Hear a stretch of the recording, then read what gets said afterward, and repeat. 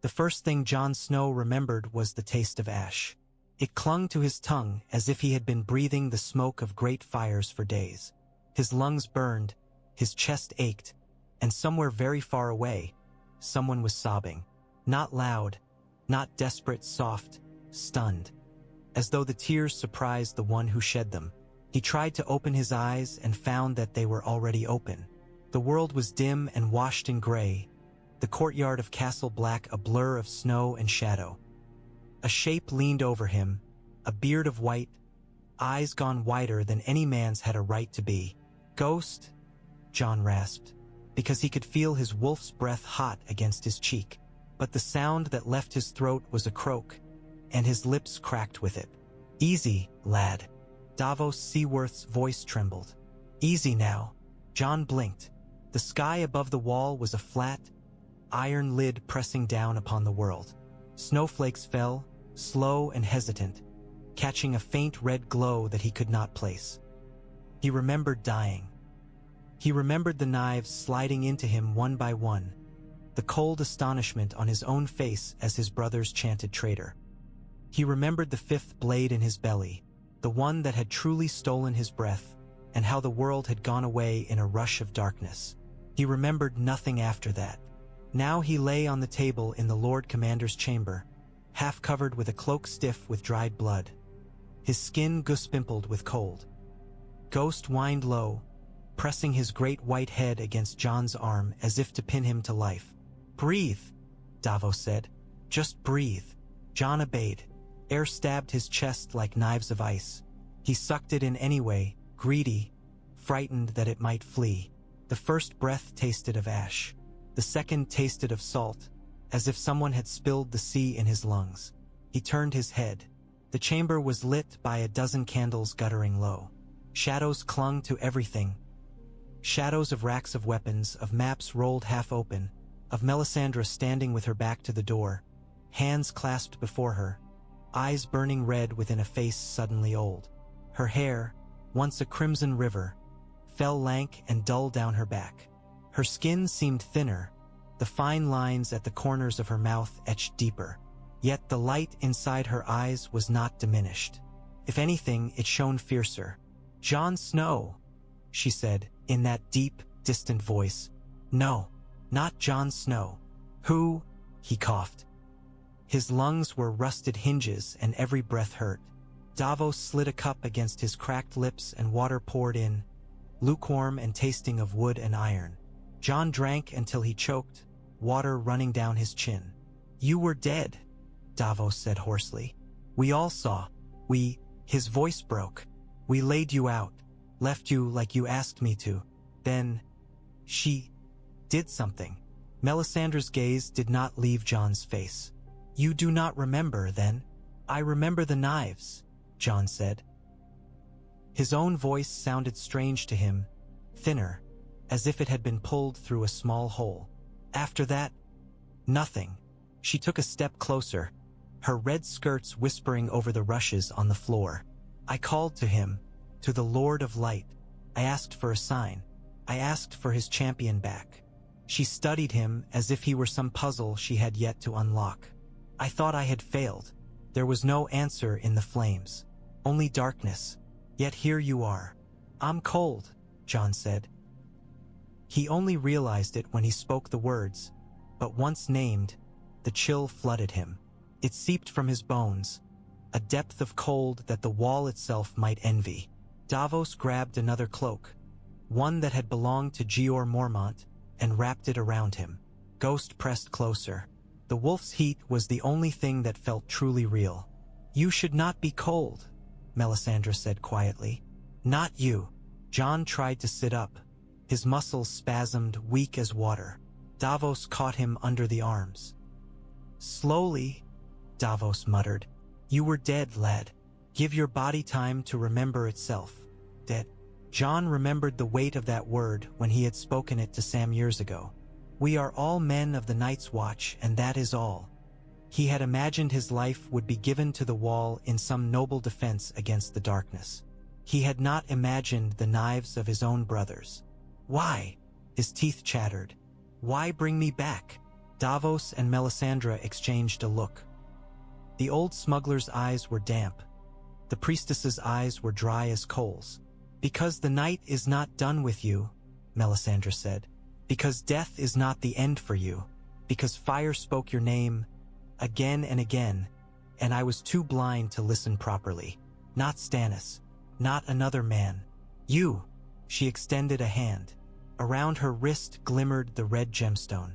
Its glow was faint, tired, and yet, here and there, a spark flared deep in its heart. "I saw your face in the flames, beneath a red star and a sword of burning light," she said. "I saw you standing upon a field of ice where the dead walked, and every breath was a knife. I saw your hand, and in it, her gaze drifted to the table beside Jon. Longclaw lay there, its Valyrian steel blade dull in the candlelight, the hilt carved into a white wolf's head. Jon stared at it. The sword Jeor Mormont had given him. The sword he had carried to Craster's Keep, to the fist to Hardhome. The sword that had drunk the blood of whites and wildlings and brothers both. "Take it," Melisandre whispered. Jon hesitated. His hand trembled as he reached out. His fingers closed around the leather grip. It was like grabbing a coal. He jerked back with a gasp. The pain lanced up his arm, a bolt of heat that made his vision waver. Davos swore, "Careful. It's—" But Jon frowned and reached again. The leather was not hot now. It was cool, worn smooth by years of other hands. He wrapped his fingers around it slowly, expecting the sting of burned flesh. Nothing, only the faint, familiar weight. He lifted Longclaw. The chamber's meager light caught on the Valyrian steel. For an instant it seemed almost red, as if the blade reflected the heart of Melisandre's gem. Jon felt something wake under his skin, a prickling like the first touch of a cold wind before a storm. The handle grew warmer in his grip. Not hot, alive. There was a heartbeat in the steel, a slow, distant thrum that matched the heavy thud of his own heart. Ghost lifted his head and growled, low and uneasy. "Do you feel it?" Melisandre asked. "The fire." "There's no fire," Davos said. "It's a sword, that's all." Jon could not answer. The heat climbed his arm, seeped into his chest. The ash on his tongue stirred, tasting now of something older, deeper. He heard a crackle, as if someone had thrown kindling on a great hearth. The red glow in Melisandre's gem surged. "Look," she breathed. The Valyrian steel shuddered in Jon's hand. A thin line of light ran down the center of the blade, no wider than a hair. It was faint at first, like the first hint of dawn along the edge of the world. Then it brightened. The line spread, branching like veins, until the whole sword was shot through with red. There was no wood to burn, no oil. No torch touched it. Yet flame blossomed along the length of Longclaw, coiling around the steel in tongues of crimson and gold. It was not the crude, guttering yellow of a campfire. It was a deep, fierce red at the core, edged in white so bright it hurt to look at, as if the heart of Dragonfire had been poured into a sword's narrow skin. Heat washed over the room, sudden and brutal. The candles near the blade bent away, their own flames shrinking as if in fear. Rushes smoldered beneath the tip when Jon instinctively lowered it too far. Davos stumbled back with a curse, one arm thrown up to shield his face. 7 bloody hells. Ghost did not retreat. The direwolf's eyes glowed molten in the firelight. His fur looked as though every hair had caught a ghost of the flame, shimmering silver and red. Jon stared at the sword, chest heaving. He had seen swords set alight before. Thuras of Myr had swung a flaming blade in the Riverlands. Melisandre had cast glamours in Stannis' wars. But this was not that. There was nothing of trickery in the way the heat struck his face, in the way the burning edge of the steel hummed against the cold air. The flame did not devour the blade. It did not eat away at leather or palm. It clung to the Valyrian steel as if it belonged there. The steel sang under it, making a sound too high and thin for a human throat, like glass on the verge of shattering. "It cannot be," Davos whispered. Melisandre sank to her knees. "Azor Ahai," she said. breathless, her voice suddenly very small. Azor Ahai reborn. Here, amid smoke and salt, amid blood and betrayal, the prince who was promised, with his sword of burning light. John felt the heat of the flames on his cheeks. In their reflection, he saw his own face. Pale, gaunt, eyes too large in their hollows, hair a tangled dark mane. There was a scar at his neck now, puckered and ugly, where the knives had kissed him. He looked like a ghost, a dead man caught in his own body. "I am Jon Snow," he said quietly. It sounded weak even to his own ears, as if he argued with a storm. "I am no prince. Your name is written in fire," Melisandre whispered fiercely. "Not in snow. Your blood. I was blind. I looked at the wrong king. But the signs were always there. The red star, the dragons waking, the darkness rising beyond the wall. You!" She lifted her hands, palms up to him. They were trembling. "Are Azor Ahai come again?" Jon swallowed. The flame along Longclaw flickered as his grip shifted. Heat licked his arm but did not burn. He remembered Sam's wide eyes in the library at Castle Black, tracing lines in old books about a legendary hero who forged a burning sword by plunging it into the heart of the woman he loved. He remembered thinking that such stories were just that. Stories. "I have killed men," Jon said, his voice rough. "I have broken my vows. I have led and failed. I have died. If this is what I am, if this is what your God wants of me."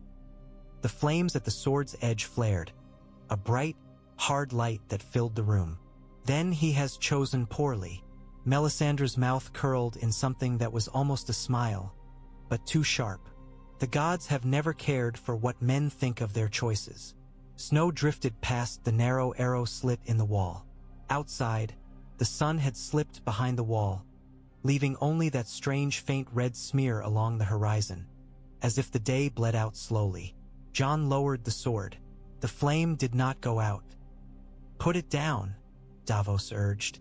"Just for a moment, lad. Let us breathe without our eyebrows crisping off." Jon focused. Somewhere in him, a strange instinct unfolded, clumsy and new. He willed the fire away, thought of the wall's chill, of the crunch of snow under boots, of Ghost's cool nose pressing into his palm. The sword obeyed. The flames died, not with a hiss, but like a breath being drawn back in. They did not gutter or sputter. One moment Longclaw burned like a piece of the sun, and the next it was simply steel again, dark and rippled, with no hint of scorch along its leather or his skin. The room chilled. Davos exhaled, shoulders sagging. Melisandre bowed her head. "He wills it. The sword answers him. The fire is his to call and cloak." Her voice shook. "There can be no doubt now." Jon stared at his hand, expecting blisters. There were none. Only scars from old fights, old falls, old lessons in swordplay in Winterfell's yard. "I don't understand," he said, to no one in particular. The priestess lifted her head. "You need not understand now. You need only live. Live, and do what must be done." She rose to her feet, though slowly, as if her knees did not quite obey. What must be done? Jon's gaze slid to the door, as if he could see past the stone and the snow and the wall itself, out into the haunted forest and beyond. "The dead are coming. They are nearer than you think," she said. Her eyes seemed to look past him, beyond him, toward something only she could see. "The long night gathers. Shadows stir in the far north. The enemy you glimpsed at Hardhome has only shown you the edge of his strength." Jon remembered the ice shore crowded with the dead, the Night King standing serene upon his cliff as he raised the corpses like a man calling a dog. He remembered the sound of the ice cracking under the weight of wights, the way fire and steel had seemed small and desperate against that tide. He remembered fear. Not the quick fear of battle, but the deep, bone-deep terror that this was it, that they would all be swallowed and forgotten. "I saw him," Jon said. "I fought his dead. We barely escaped. And next time, there will be no escape," Melisandre said. "There will be only victory or darkness. The world will be remade in ice or in fire." Davos grimaced. "We've no men for victories, Only a handful of half-frozen black brothers and what's left of the wildlings. The Boltons hold Winterfell. The South squabbles over chairs and crowns while we count our arrows. If the dead come down on us now, they'll sweep us aside like old snow. Then the North must be reclaimed, Melisandre said simply. Your enemies in flesh must bow, so that the armies of the living may stand as one. The king in the North must rise before the king of ice marches. I'm no king, Jon said again, tired. The words tasted wrong, thin and unconvincing, even to himself. King or no, you are already their hope, Davos said quietly. The wildlings follow you, don't they? They crossed that bloody wall for you. They died at your side. Do you think they did that for your winning smile? Jon almost laughed. Instead, he shivered. Who would have me? He muttered. The men who killed me? The North remembers, Melisandre said. It remembers the Starks. It remembers oaths. It remembers winter. The blood of the wolf and the dragon runs in your veins. The words hit him like another blade. What did you say? Jon asked, voice raw. She held his gaze. I have seen it in the flames, she said. Your father's face, the man you thought was your father, and another, with a sword like yours, proud and melancholy, and a girl with a crown of blue winter roses, her belly full of future kings. The dragon has 3 heads, and one of them is a wolf. His head spun, Ned's face. A man with a sword like his, like Longclaw, like ice, broken and reforged. A girl crowned in winter roses. Lyanna. He had never seen her, only heard the whispers and songs. But the name came to him as surely as if Arya had whispered it in his ear. You're speaking madness, he said, but the denial lacked force. Melisandre's lips quirked. Madness is common coin in this world. Truth is rarer. You have been reborn for a purpose greater than any you imagined at your wall. The sword in your hand is not only cold steel. It is the fire of dragons wedded to the breath of your god. Her voice softened. It is the light that may hold back the night. The burning sword, the prince that was promised. Azor Ahai reborn. Jon gripped Longclaw until his knuckles whitened. The weight of it had changed, or maybe he had. It felt heavier now, as if it bore the gaze of every dead brother, every fallen friend, every nameless man and woman who would stand or fall on what he chose. I never wanted crowns, he said. Crowns seldom ask what men want, Davos answered. They come anyway. The snow outside thickened. Somewhere out in the courtyard, a horn blew, once, twice, then a third time, each call thin and uncertain in the heavy air. Jon's head jerked towards the sound. Riders, Davos muttered, striding to the arrow slit. And not dead ones, unless the dead have taken to flying banners. Ghost's ears pricked. The wolf snarled once, then bounded toward the door, claws skittering on stone. Jon slid his feet off the table. His legs shook, but they held. Where are you going? Davos protested, turning back. You were dead an hour ago. However long I was dead, Jon said. I'm alive now, and there's work to be done. He wrapped the cloak tighter around his shoulders, Longclaw in his hand. The sword lay quiet and dark, as if the fire within slumbered. As he pushed open the door, the wind hit him full in the face. It was as sharp as ever, but it no longer felt like knives. Felt clean. The courtyard below seethed with movement. Brothers of the Watch milled in the snow, their black cloaks flapping, their breath pluming white. Wildlings loitered near the gate, hands close to hilts and axes, eyes narrowed against the cold. Above them all, upon their high saddle, rode banners Jon had thought never to see at Castle Black.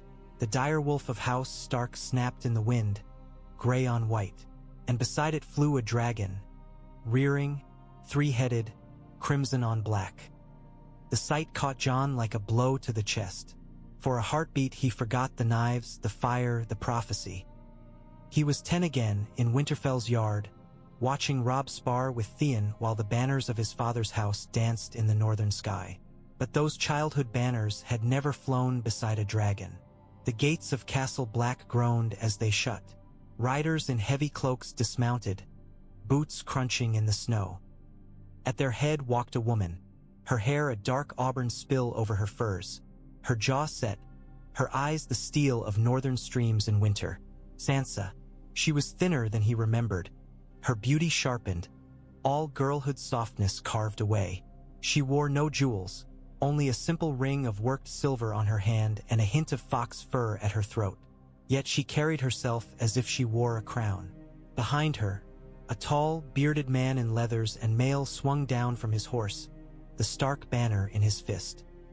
Jon recognized him vaguely, one of the northern lords who had ridden through Winterfell's gates when he was a boy, and beyond them, furs gleaming, eyes pale and watchful, came another figure, wrapped in dark wool shot through with red, oval face, intelligent eyes, hair like black silk. Jon knew that face from whispers and rumors, from tales told in the dark corners of the world. Daenerys Targaryen, the Dragon Queen. Her gaze swept the courtyard, taking in black brothers and wildlings alike. 3 cloaked figures moved at her shadow, their eyes cool, their hands near swords. A grizzled knight with a bear's strength, a sly dwarf whose mismatched eyes missed nothing, and a gray-haired woman with a hard, flat stare. And overhead, too massive to be contained by sky or story, something vast blotted out the fragile light. The dragon that landed on the ice beyond the wall's shadow shook Castle Black with its weight. Snow leapt from ground and parapet both as its talons sunk into the frozen earth. Plates of black-red armor shifted along its neck, its wings folding like storm clouds. Steam poured from its nostrils. The air warped around its body, distorting with heat. Men cried out and scrambled back. Some fell to their knees. Ghost alone stood his ground, fur bristling, teeth bared. The dragon's eyes were embers. They fixed on Jon. He felt the gaze like a hand upon his chest, heavy and searching. Daenerys stepped forward, wind whipping her silver-gold hair about her face. She wore no crown either, only a cloak the color of dusk and a simple sword at her hip. No jewels. Her adornments were the dragons that screamed and circled above, and the weight of stories clinging to her like incense. Her voice, when she spoke, carried clear and firm in the cold. "Jon Snow," she said. "Or should I say, Lord Commander no more." Sansa's eyes filled with tears. "Jon," she whispered, and in that word was Winterfell and childhood and all the years between knotted tight. Jon's throat closed. For a heartbeat, all Azor Ahai and burning swords and dead kings fell away, and he saw only his little sister, the girl who used to wrinkle her nose at his muddied boots, standing now like a queen at the edge of the world. "Sansa," he managed. She broke then, running to him, furs flying. "They told me you were dead," she choked, flinging her arms around his neck. "I dreamed it over and over. I saw you in the snow with blood." He held her close, closing his eyes against the sting. She smelled of smoke and cold and something faintly floral under it all, like the memory of a garden in winter. "I was," he murmured, "for a while." She pulled back, eyes scanning his face, taking in the new scars, the gauntness. "How?" Davos cleared his throat. "That," he said, "is a longer tale than the wall is tall." "Let us go below," Daenerys said. Her eyes had not left Jon. "There is more than one story to tell today." Her dragon drew a breath. Steam hissed between its teeth. The heat rolled off it in waves. Some of the younger brothers of the Watch flinched away as if expecting to be roasted on the spot. The dragon's gaze slid down, to the sword in Jon's hand. Longclaw lay dark and quiet, yet as the dragon's attention touched it, a hum shivered through the blade, a resonance like 2 notes trying to find each other. Jon's heart stuttered to their rhythm. The dragon exhaled. Not a blast of fire, but a slow, controlled breath, as if breathing upon a candle. Heat kissed the courtyard. Frost melted beneath the dragon's muzzle. In Jon's hand, Longclaw stirred. No glamour, no whispered prayer, no priestess's hand this time. Flame erupted along the Valyrian steel in answer to dragon's breath, rising straight and fierce. White hot at the core, edged in crimson, It coiled up the blade and around the wolf's head pommel, painting the carved fangs in bloodlight. Gasps broke from every throat. Men stumbled back, falling over their own feet. Even the dragon stilled, its nostrils flaring as if scenting a kinship it did not understand. Daenerys Targaryen's eyes widened. Something raw and yearning flickered in them, quickly buried. "That is no common fire," she said softly. "No," Melisandre murmured from the gateway, having drifted down without anyone noticing. Her red eyes glowed with reflected flame. "It is Dragonfire called and bound. Fire of flesh, wedded to fire of God. The sword of the promised prince." Jon raised the burning blade without quite meaning to. The flame did not scorch his hand. Felt right, as if some part of him he had never known he lacked had slid into place at last. The dragon lowered its massive head, nostrils flaring near the flaming sword. For a moment that stretched thin as drawn steel, man and beast regarded each other. Then the dragon's pupils narrowed. It made a sound halfway between a growl and a purr and inclined its head, just a fraction, the way a proud warrior might nod to another. In the stunned silence that followed, the banners snapped in the wind. The wolf, the dragon. Davos cleared his throat. "Well," he said faintly, "if that isn't a sign, I'm the Bloody Maiden herself." The great hall of Castle Black had never hosted such a council. Black cloaks and furs crowded the benches. The remnants of the Night's Watch, their numbers thinned by battles and betrayals. Wildlings sat near them, less constrained, their axes close, their eyes watchful, Tormund Giantsbane looming like a bear on a bench that creaked beneath him. Northern lords filled the rest, bearing the sigils of Karstark and Mormont and Hornwood, each face lined by years and grief and stubbornness. At the high end of the hall, near the old carved table, sat Jon Snow. He wore no Lord Commander's cloak now, only a plain black doublet patched at the elbows and a battered leather jerkin. His hair was pulled back hastily. His face was bare of any crown. Longclaw lay across his lap, its blade hidden deep in its scabbard, the air around it faintly warm. To his left sat Sansa, straight-backed, her hands folded on the table, the stark calm upon her features like a mask carved of ice and patience. To his right sat Daenerys Targaryen in silver and dark blue, the dragon pin at her shoulder catching the light. Beside her, Tyrion Lannister swung his legs idly, his eyes sharp as he watched the room. Melisandre lingered in the shadows by a brazier, fingers laced before her. Davos paced near the door like a man expecting it to sprout teeth. "The Boltons hold Winterfell," Lyanna Mormont said, her small voice cutting through the low murmur of the gathered like a knife. The 12-year-old's face was grim, and her bright eyes sparked like flint. "They have our home. They murdered our lord, your brother, my king. We came here to see what you meant to do about it, Lord Snow.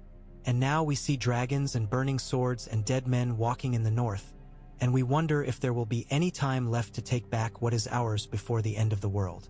Jon's fingers tightened on Longclaw's scabbard. "There is a greater war coming," he said. "The dead. The dead will kill us all," Lyanna said bluntly. "That is what you've said, again and again. But the living have done a fair job of killing us already. The Boltons flayed men. They hunted my people like animals. Every day they hold Winterfell is a day our dead go unavenged." Murmurs of agreement rumbled around the hall. "The dead do not care who sits Winterfell's high seat," Tormund put in, "or who warms which fancy bed in the south. They'll kill us all the same if we're not ready. We fight each other now, we die one by one. The snow doesn't care whose blood it drinks. The free folk know this more keenly than any," Daenerys said quietly. "They have run from the dead for years. I have heard their tales. I have seen their fear. In the east I saw cities that thought themselves safe behind walls of brick and stone. They fell when dragons came. Now dragons come here, but not to burn you." Her gaze swept the room calmly. "I did not cross half the world to sit on a throne of ash," she said. "I came to break chains and end tyrants. I came for the Iron Throne, yes, but I will rule no graveyard. If the dead rise in the north, They rise against me as much as against you. Our wars are one war now. You still speak of thrones, a tall man with the umber sigil said. The Iron Throne is far from here. We have our own king to choose, if choose we must. The murmur grew louder at that. Eyes slid to Jon, then away, as if afraid to linger. I am not a king, Jon began. I have worn the black. You died, Lyanna said. Your watch ended. Unless you think the Night's Watch means to send a host of silent brothers to drag you back to your vows. A ripple of dark humor passed through the free folk.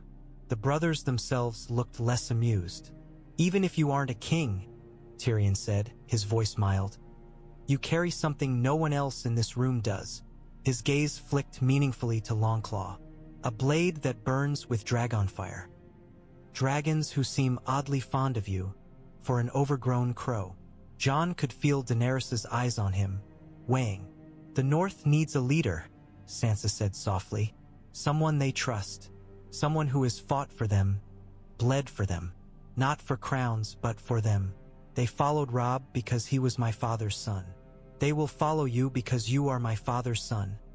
And because you are you. The hall stirred at that. Names rose like ghosts between them. Eddard, Robb, Stark. I am a bastard, Jon said, the old word like an old wound. You are my father's blood, Sansa said firmly. Bastard or not, you are a Stark in all but name. She hesitated, then added more quietly. And there are whispers that you are more than that your blood ties you not only to the North, but to the dragons. Jon looked at her sharply. Whispers. Bran sees things, she said. In dreams, in roots and ravens and... Gods, I barely understand it myself. But he spoke of our Aunt Lyanna. Of a bed of blood and roses. Of a man with the look of a dragon whose name was spoken only in terror in King's Landing when we were children. Rhaegar. The name hung in the air like a drawn bow. Daenerys's hand stilled on the table. Rhaegar was my brother, she said quietly. He died with a ruby breastplate on his chest and Lyanna Stark in his songs. So the stories say, Sansa replied. Songs are often lies. But Bran sees pieces of the truth beneath the lies. He believes Jon is... Enough. Jon's voice came out harsher than he meant. The room quieted. He could feel all their eyes on him, weighing futures he could not yet bear. Whether my father was Ned Stark or Rhaegar Targaryen does not matter now. I am Jon Snow. I have fought the dead and the living both. I have led men into darkness and brought some of them back. His gaze scanned the hall. I did not come here to claim crowns. I came to warn you and to ask for your help. The White Walkers are real. Their army is real. If you refuse to believe it, you doom yourselves. If we march south to fight the Boltons, Tormund said, we leave the wall weaker. If we do not, Sansa shot back, we leave Winterfell in flayed hands. We leave Ramsay to murder and rape and starve and burn. How many more must die before you call that enough? Her voice broke a little on Ramsay's name, but she did not look away. And if Winterfell falls, Melisandre said, stepping into the circle of firelight, the wall will not hold long without the North behind it. The dead will find other ways around. They always do. You cannot fight on two fronts. You must make the North one fist, then raise it against the darkness. Stannis thought to make a fist, Davos said dryly. He ended up with a handful of ashes. Stannis was not the prince that was promised, Melisandre replied sharply. I was wrong about him. I will not be wrong again. The signs are clear now. The sword, the dragons, the comet that burned across the sky as blood spilt at the wall. He has been reborn amid smoke and salt. Her eyes went to Jon, bright and unwavering. Azor Ahai. The name struck the room like a hammer blow. Ohm of the Northern Lords muttered, uneasy. Others stared blankly. Legends of far Essos meant little to them. But the wildlings shifted, trading glances. They had seen the dead. They respected anything that might burn them. Tales for red priests and eastern kings, growled a Flint. We have our own gods. So you do, Melisandre said smoothly. "And they have done a fine job of keeping your children safe so far, have they not?" Lyanna Mormont rose to her feet. "We have heard enough of prophecies and flaming swords," she said. "I have heard tales of this Azor Ahai since I could toddle. A hero who forged a sword by killing his wife." Her lip curled. "If that is the price of your god's favor, he can keep it. What I want to know is this, Jon Snow. Will you fight for the North? Will you lead us against the Boltons and the dead both? Or will you hide behind your titles and your prophecies?" Jon met her fierce gaze. He saw in it the stubborn steel of the North, the same that had sat in his father's eyes when he spoke of right and wrong. "I will fight," he said simply. "I would fight alone if I had to. I will fight for Winterfell. I will fight for the Wall. I will fight for every man, woman, and child who sits shivering in their halls, praying that winter passes them by." His hand rested on Longclaw. The sword was warm. "I didn't ask to come back. I didn't ask for this." He felt the weight of every eye in the hall and did not look away. "But I am here, and I will not run from it." Silence. Then Tormund snorted. "You're a fool," he said. "But you're our fool." He thumped his fist on the table. "The free folk will fight with you, Crow. Not for your crown. For you. You led us through the gate. You looked the dead in the face and didn't piss yourself. That's worth something." Lyanna inclined her head, as if she had expected no less. "House Mormont remembers," she said. "We remember the men who stood by us when we had nothing. We will stand by you now, Azor Ahai or no." Her eyes slid to Daenerys. "We'll stand by the Dragon Queen too, if she shows she can stand by us." Daenerys considered the girl, then nodded. "I will send my Unsullied to hold the wall," she said. "And my Dothraki will ride against the Boltons if they must. They are less fond of snow than I am, but they will follow where I lead." A faint smile touched her lips. "My dragons will fly where they wish. For now, they seem to have taken a liking to your Azor Ahai." Tyrion lifted his cup. "Then it seems we have the beginnings of an alliance. The North, the Free Folk, the exiled queen with her arsenal of fire-breathing monsters, and the resurrected Lord Commander with the magic sword." He swirled his wine. "What could possibly go wrong?" Sansa's voice cut across the hall, clear and calm. "The North needs a king," she said. "Winterfell needs a Stark. We can argue prophecies and bloodlines until the snow swallows us. Or we can choose." She turned to face the gathered lords fully. "You know what Ramsay is. You know what he has done. Do you trust anyone else to face him for you? To face what comes after him?" Her gaze flicked to Jon. For an instant, the mask slipped, and he saw fear there. Not of the dead, but of him turning away. Lyanna stepped forward first. She did not hesitate. "I don't care if he is a bastard," she said, her small chin lifting. "Ned Stark's blood runs in his veins. He died for the Watch and came back with fire in his hand. If that isn't a sign the North should follow him, we may as well all lie down in the snow now." She lifted her voice. "I call him my king, the king in the North." Her words hung in the hall like a spark in dry tinder. The old Umber rose next, grumbling. "The Umbers remember the Starks," he said grudgingly. "We followed Robb. We saw him betrayed. We won't sit idle again. The king in the North." One by one, others rose. "Manderly," said the fat man with the rich cloak. "The king in the North." "Hornwood, the king in the North." "Karstark, the king in the North." "The king in the bloody North," Tormund bellowed, slamming his fist so hard the table jumped. "And the king of the Wall too, if he wants it." Voices rose, overlapping, building. The words blurred until they were one wave, pounding against the rafters. "The king in the North, the king in the North."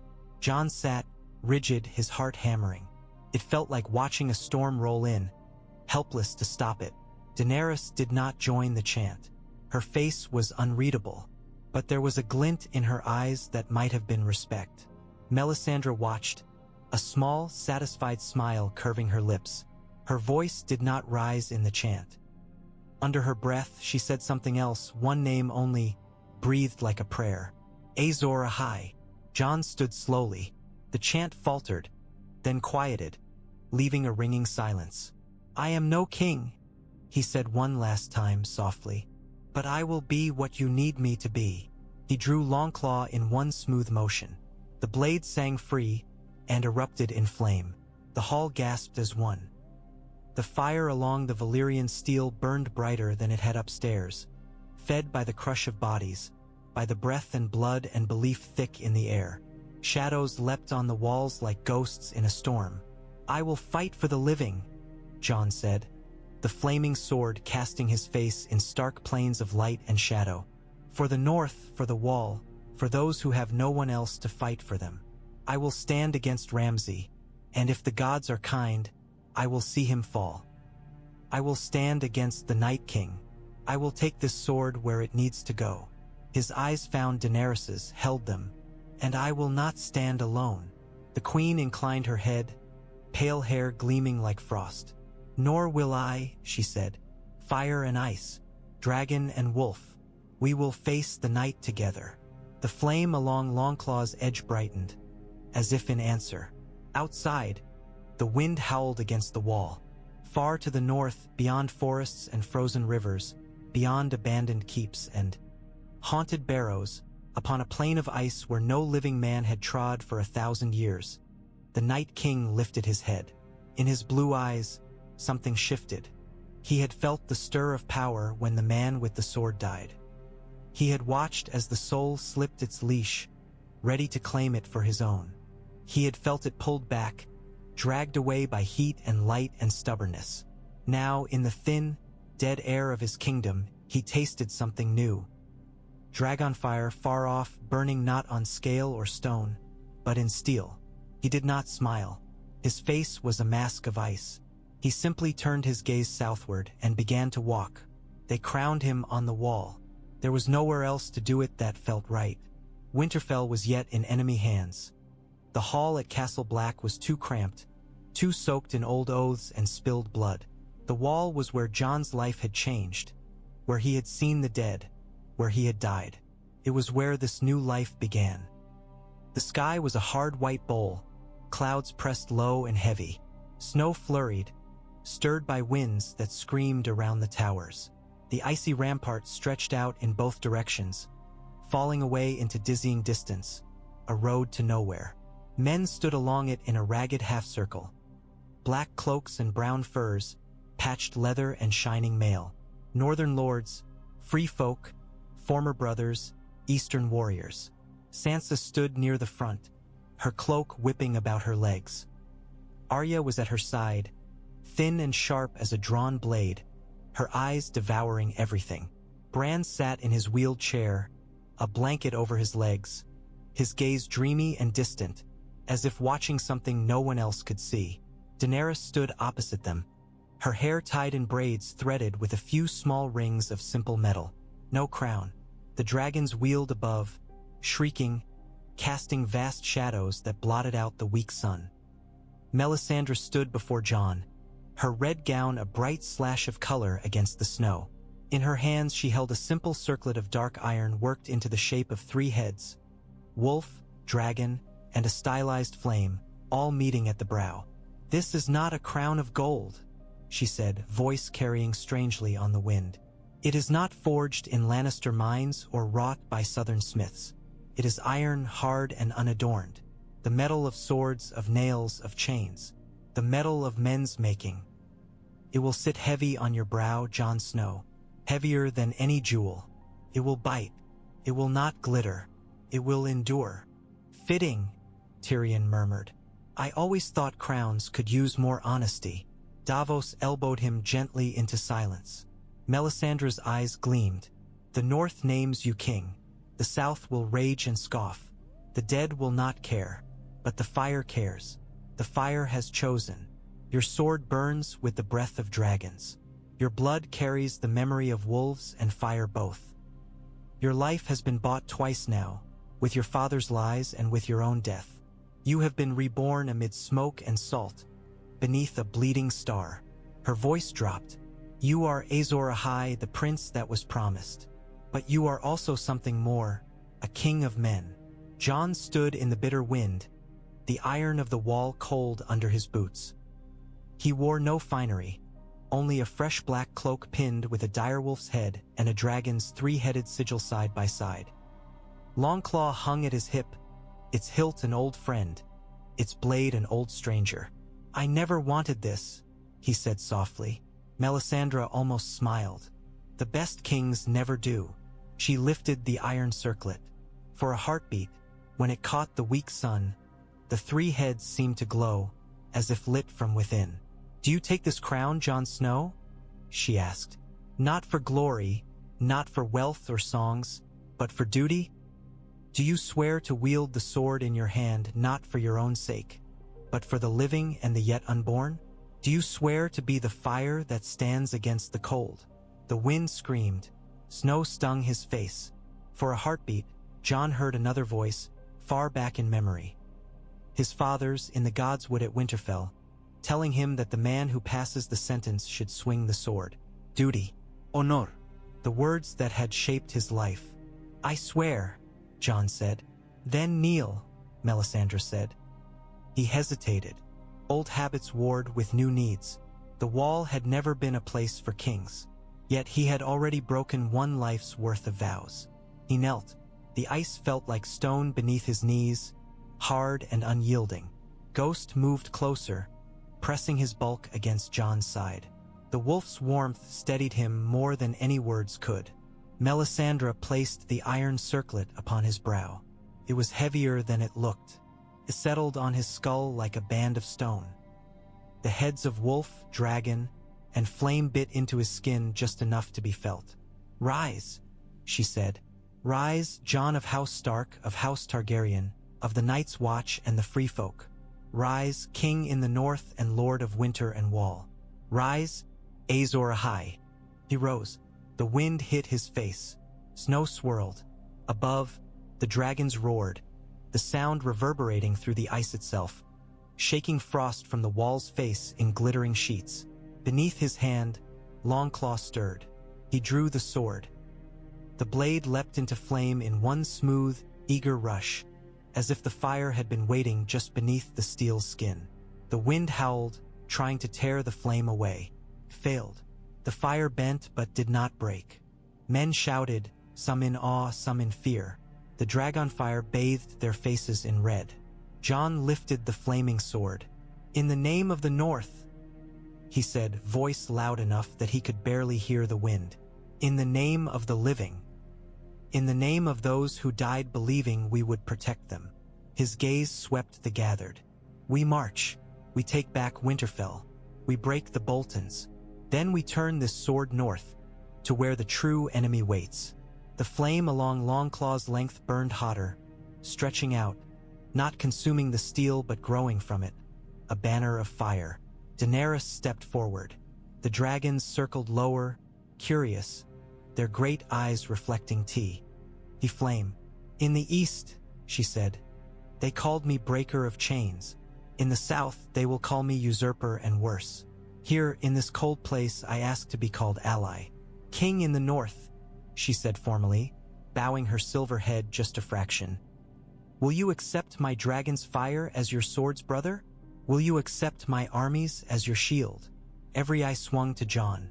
His crown did not feel like his. It felt like some other man's mistake, balanced precariously on his brow. Yet the sword in his hand felt unarguable, as real as Ghost's fur beneath his fingers, as near as Sansa's trembling breath. I will, he said. The dragon queen inclined her head again, deeper. Then the dragon bows to the wolf, she said, and together we will see this winter through. Tormund scratched his beard. I've seen stranger things, he muttered. Not many, but a few. Bran's eyes had gone distant.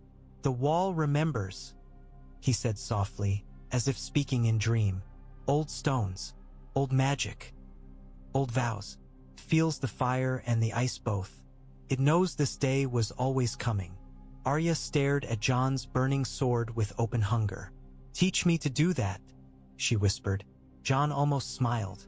Learn to keep a needle steady first. She smirked, but her gaze lingered on the flames. The dragons screamed again. One swooped low, so close that Jon could feel the heat of its breath on his face. For a heartbeat, man and beast were level, eye to eye.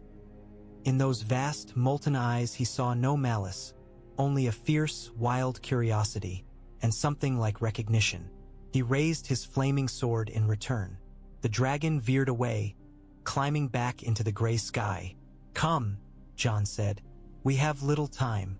Ramsay will not sit idle. The dead will not wait. Every day we linger is a day they grow stronger." He turned, flaming sword in hand, crown biting into his brow, the wind tearing at his cloak. Behind him, the king in ice walked slowly southward, each step cracking ancient frost. Around him, the dead flowed like a tide, unhurried, unstoppable. Between them, the world held its breath. And in Jon's hand, Longclaw burned with true dragonfire, a thin line of defiance drawn against a hungry night that had waited centuries for this hour. Preparations for war turned Castle Black into something it had never been meant to be. The old fortress had always been a place of lean discipline and quiet, brittle resolve. Men came there to be forgotten, to live out their days in cold obscurity. Now its courtyards were choked with tents and wagons, its yards crowded with strange horses and stranger men. Unsullied drilled in silent ranks, their spears rising and falling in perfect unison, their bald heads gleaming with frost. Dothraki riders cantered restlessly along the perimeter, their bells jingling faintly, their dark hair and darker eyes ill-suited to the pale world of snow and ice. Northern levies in patched mail brushed shoulders with bare-chested wildlings who laughed at the cold. Red priests from across the sea whispered before braziers, the flames reflecting in their hungry eyes. Ravens flapped in frenzied knots from the rookery, carrying word of the strange gathering to every corner of the realm. On the wall itself, men moved like ants, hauling up barrels of grain and crates of weapons, securing what stores they could for whatever winter remained. The wind howled, snatching curses off their lips. Jon walked through it all, the iron of his crown biting lightly into his brow, Longclaw bumping against his thigh. Wherever he went, men turned to watch him. Some bowed their heads, others stared with unnerving intensity, as if waiting for him to burst into flame. He could feel their gaze like hands upon his back. It made him itch. Kings aren't supposed to walk so fast, Tyrion puffed, hurrying to keep up on the crunching snow. His cheeks were pink with cold. His breath steamed. "You'll be the death of half your court before the dead get their chance." "I'm no good sitting still," Jon said.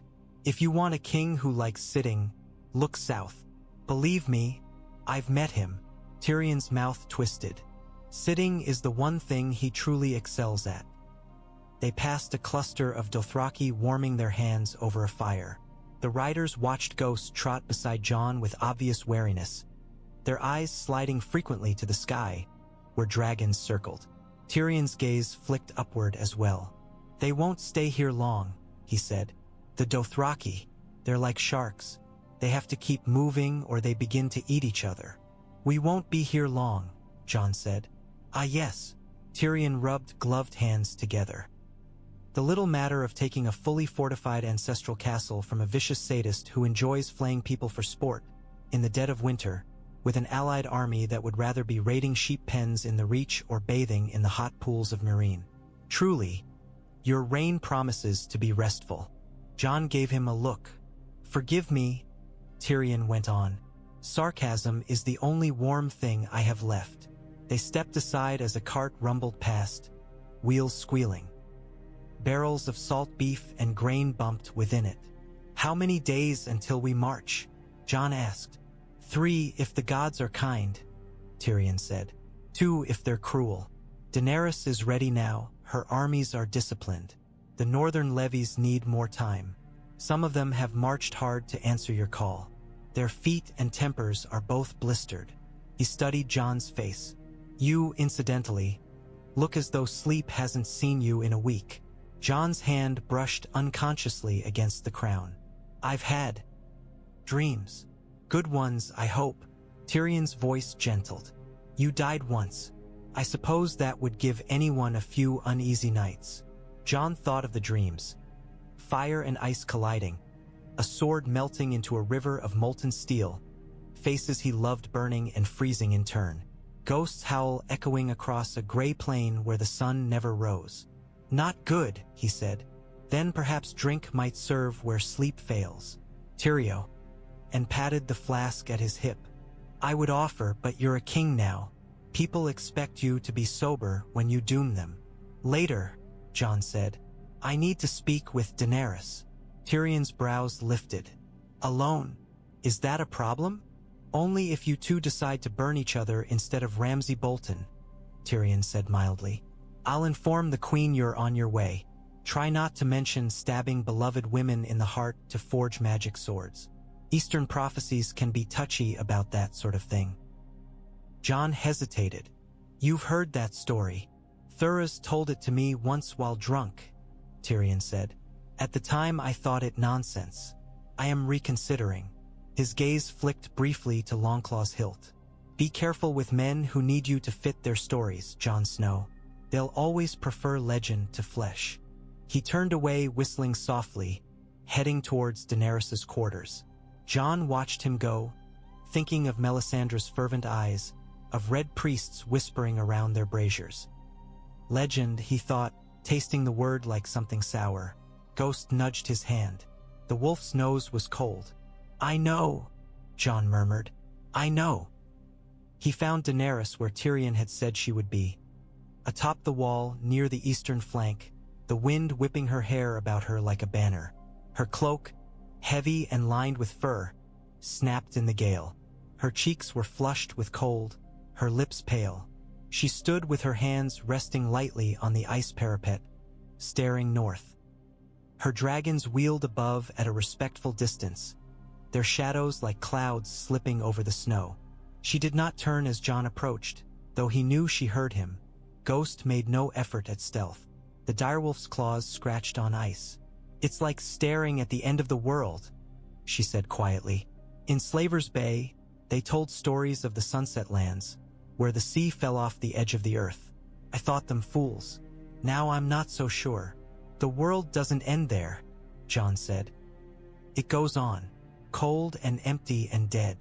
And now something comes from there that is not empty, she murmured.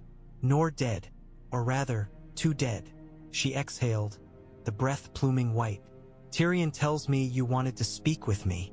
I did. Jon stepped to her side. The wind clawed at his cloak. About Winterfell, and what comes after. Her eyes slid to him briefly. They were the pale violet of old tales, but there was nothing soft in them. You mean the North, she said, and the South. And what it means to be king of one when another has claimed to be queen of both. And what it means to be Azor Ahai when there's already a dragon queen, Jon said bluntly.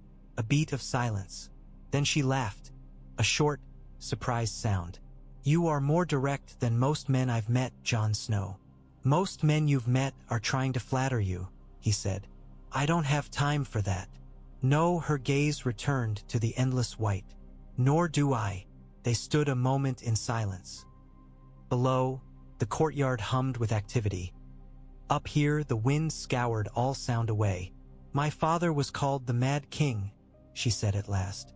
Ares, they say he heard voices in the fire, that he believed himself chosen. Burn them all, he whispered at the end. Burn them all. He thought he was saving the realm. Prophecy burned through his mind and left nothing but ash. Jon said nothing. I have seen men who believe themselves chosen, Daenerys went on. Some do great things. More do terrible ones. Her eyes flicked briefly to his crown. Now they call you chosen. How does it feel? Like a trap, Jon said honestly. Like a sword at my throat I can't see. And yet you picked up the sword, she said. You could have refused. The North needed a king. He glanced southward, where the black smudge of Winterfell lay beyond the horizon. Out of sight but never out of mind. They needed someone to follow. If I refused, They would squabble and hesitate, and Ramsay would keep flaying and the dead would keep walking. I couldn't watch that from the wall. And you're certain you're not just finding reasons to keep the crown that's been set on your head? She asked, not unkindly. Jon thought of the weight of it, the way men's eyes had changed when he rose crowned. He thought of how, beneath all the reluctance, a hard core inside him had answered, yes. If not me, who? I don't know, he admitted. Maybe I am. Maybe that's part of the trap. A faint smile tugged at her mouth. Honesty, another rare metal. She studied him, her gaze moving from his scars to the sword at his hip. Tyrion says you refused when he first suggested a crown. I did. But you accepted when your people demanded it, she said. That's more than many kings can say. Her hand lifted slightly, fingers brushing the air near his brow, as if she felt the weight there without touching it. Prophecy is a chain men wrap around their own necks. But duty, her mouth twisted, duty wraps itself. Jon thought of Ned's face, of the words he'd spoken often enough to be carved into memory. The man who passes the sentence should swing the sword. He heard Sam's voice too, earnest and afraid. Sometimes, a man has to make hard choices, Jon. Duty is what we have, Jon said. When all the rest is taken. Her eyes softened, just for a heartbeat. You sound like someone I knew, she murmured. Someone who died for duty in a foreign land. Who? Ser Barristan Selmy, she said. He told me stories of your father, of Ned Stark. He said the North bred men like that rarely, and the world broke them eagerly. She tilted her head. Perhaps it won't break this one. It's tried, Jon said dryly. It killed me once. Her gaze sharpened. How did it feel? He opened his mouth, then closed it. No one had asked him that so plainly. Not Sansa, not Davos. Melisandre might have wondered, but she had been too busy seeing gods in his blood. Cold, he said finally, and not, like everything that was me was being pulled apart, like threads, some going one way, some another. Here was a call, something tugging. He shivered, though the wind had not strengthened. It wasn't the dead. It was nothing, an end, a rest. His hand went to Longclaw's hilt. The leather was warm. Then something hotter pulled the other way. Fire, and voices, swords and screams and Ghost. I remember Ghost most. His howl. He wouldn't let go. She listened, her face still. My dragons are the only children I'll ever have, she said quietly. When they were taken from me in the House of the Undying, I felt empty, unmade, like you describe. It was as if part of me had died, and the world wanted to follow. When they came back, when I felt their fire again, I knew I would burn the world before I let that happen once more. She nodded toward Longclaw. I think our fires are tied, Jon Snow. Yours, mine, the dragons, the swords, whether we like it or not. He thought of the dragon lowering its head to his burning blade, of Bran's murmurs about bloodlines, of Melisandre whispering Azor Ahai like a prayer. What do we do with that? He asked. We use it, she said simply. We use everything. Your crown, my dragons, your sword, my armies. We use prophecy if it rallies men, and we reject it if it demands madness. The dead won't care if the prince that was promised carries a wolf or a dragon on his banner. They'll care if his sword burns hot enough to stop them. Prophecy says Azor Ahai plunged his sword into the heart of the woman he loved, Jon said. Is that madness we reject, or something the fire will ask of me? A shadow crossed her face. If any priest comes to me asking me to die to make your sword stronger, she said, I will have Drogon eat him. Somehow the image made Jon's lips twitch. I'd like to see that. I hope you don't, she said. I'd rather the world not need such spectacles. The wind gusted. Far below, men shouted, calling to one another. I had my own prophecy once, she mused. In Karth, a warlock told me I would know 3 treasons. Once for blood, once for gold, once for love. I've seen 2, I think. I'd rather not see the 3rd. Jon frowned.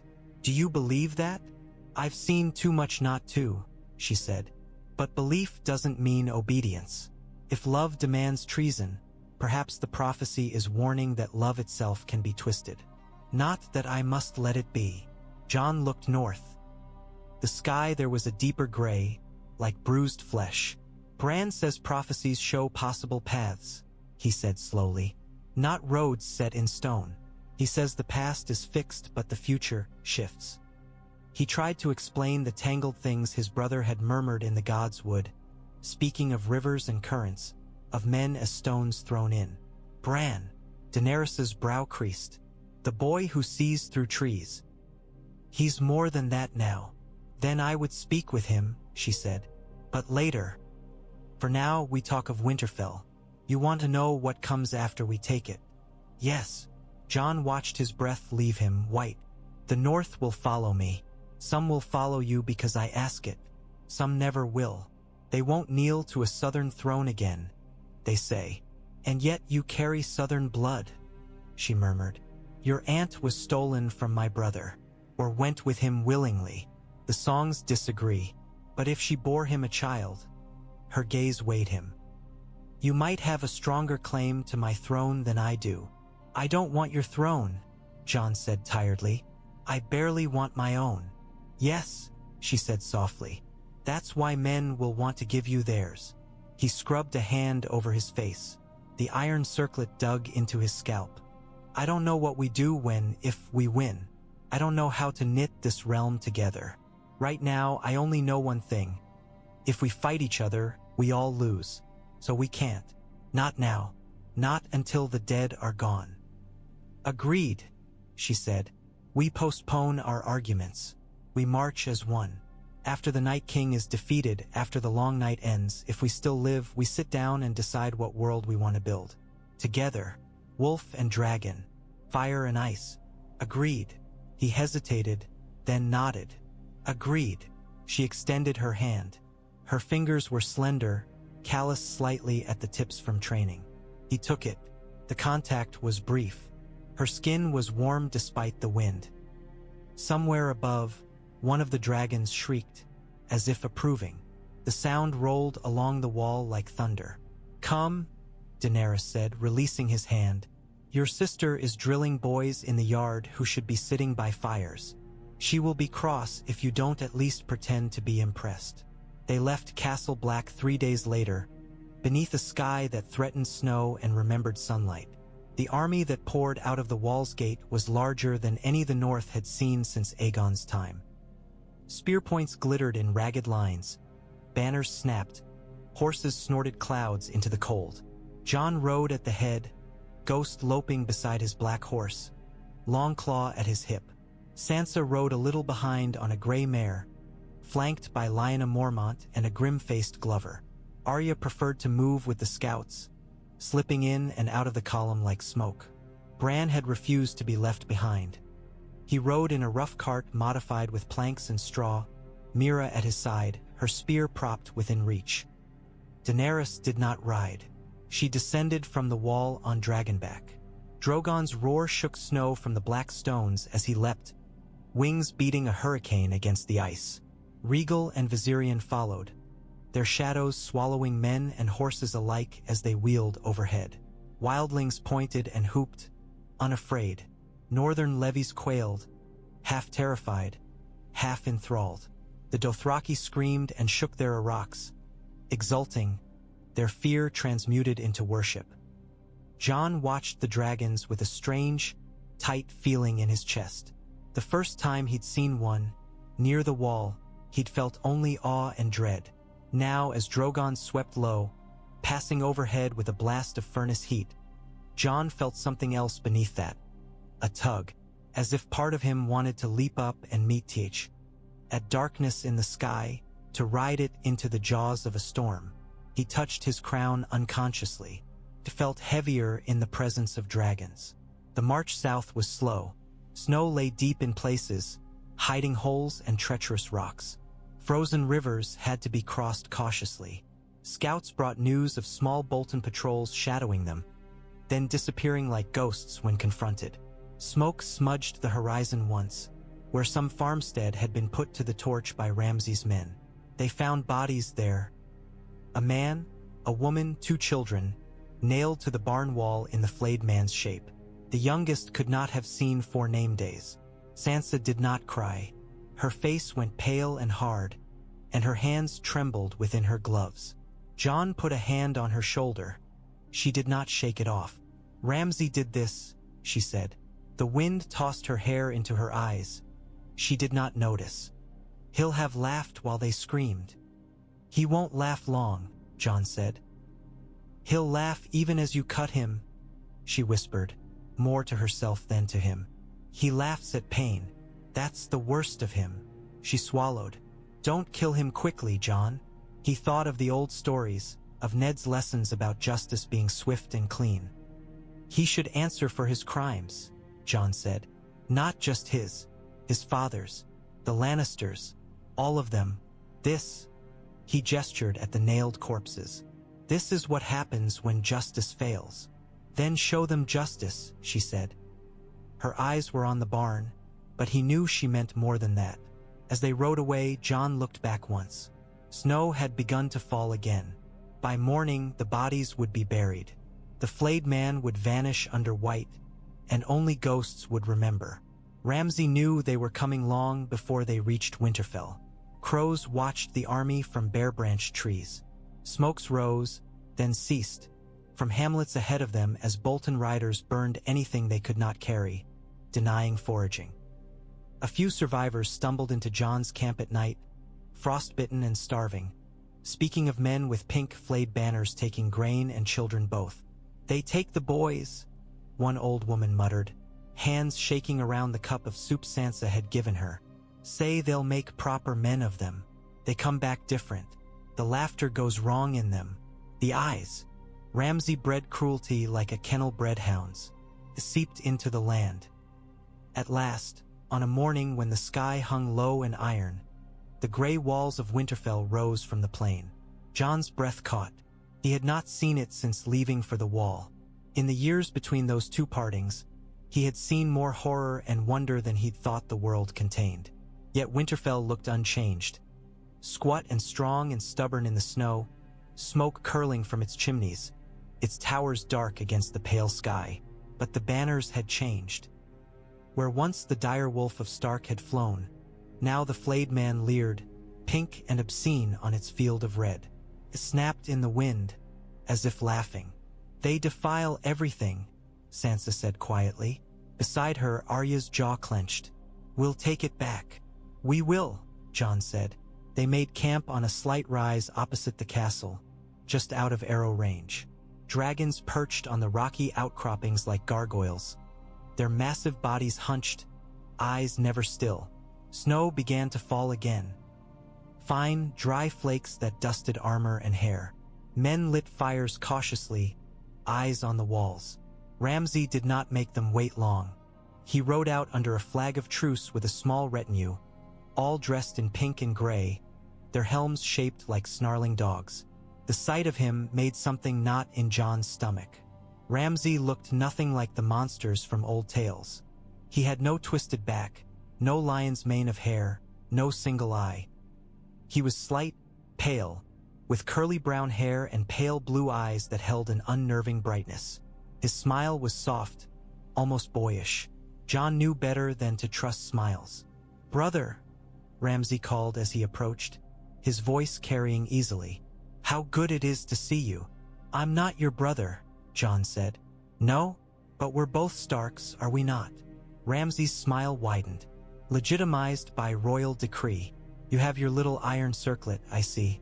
I hear the North is very fond of kings these days." Ramsay's gaze flicked to the dragons, circling lazily overhead.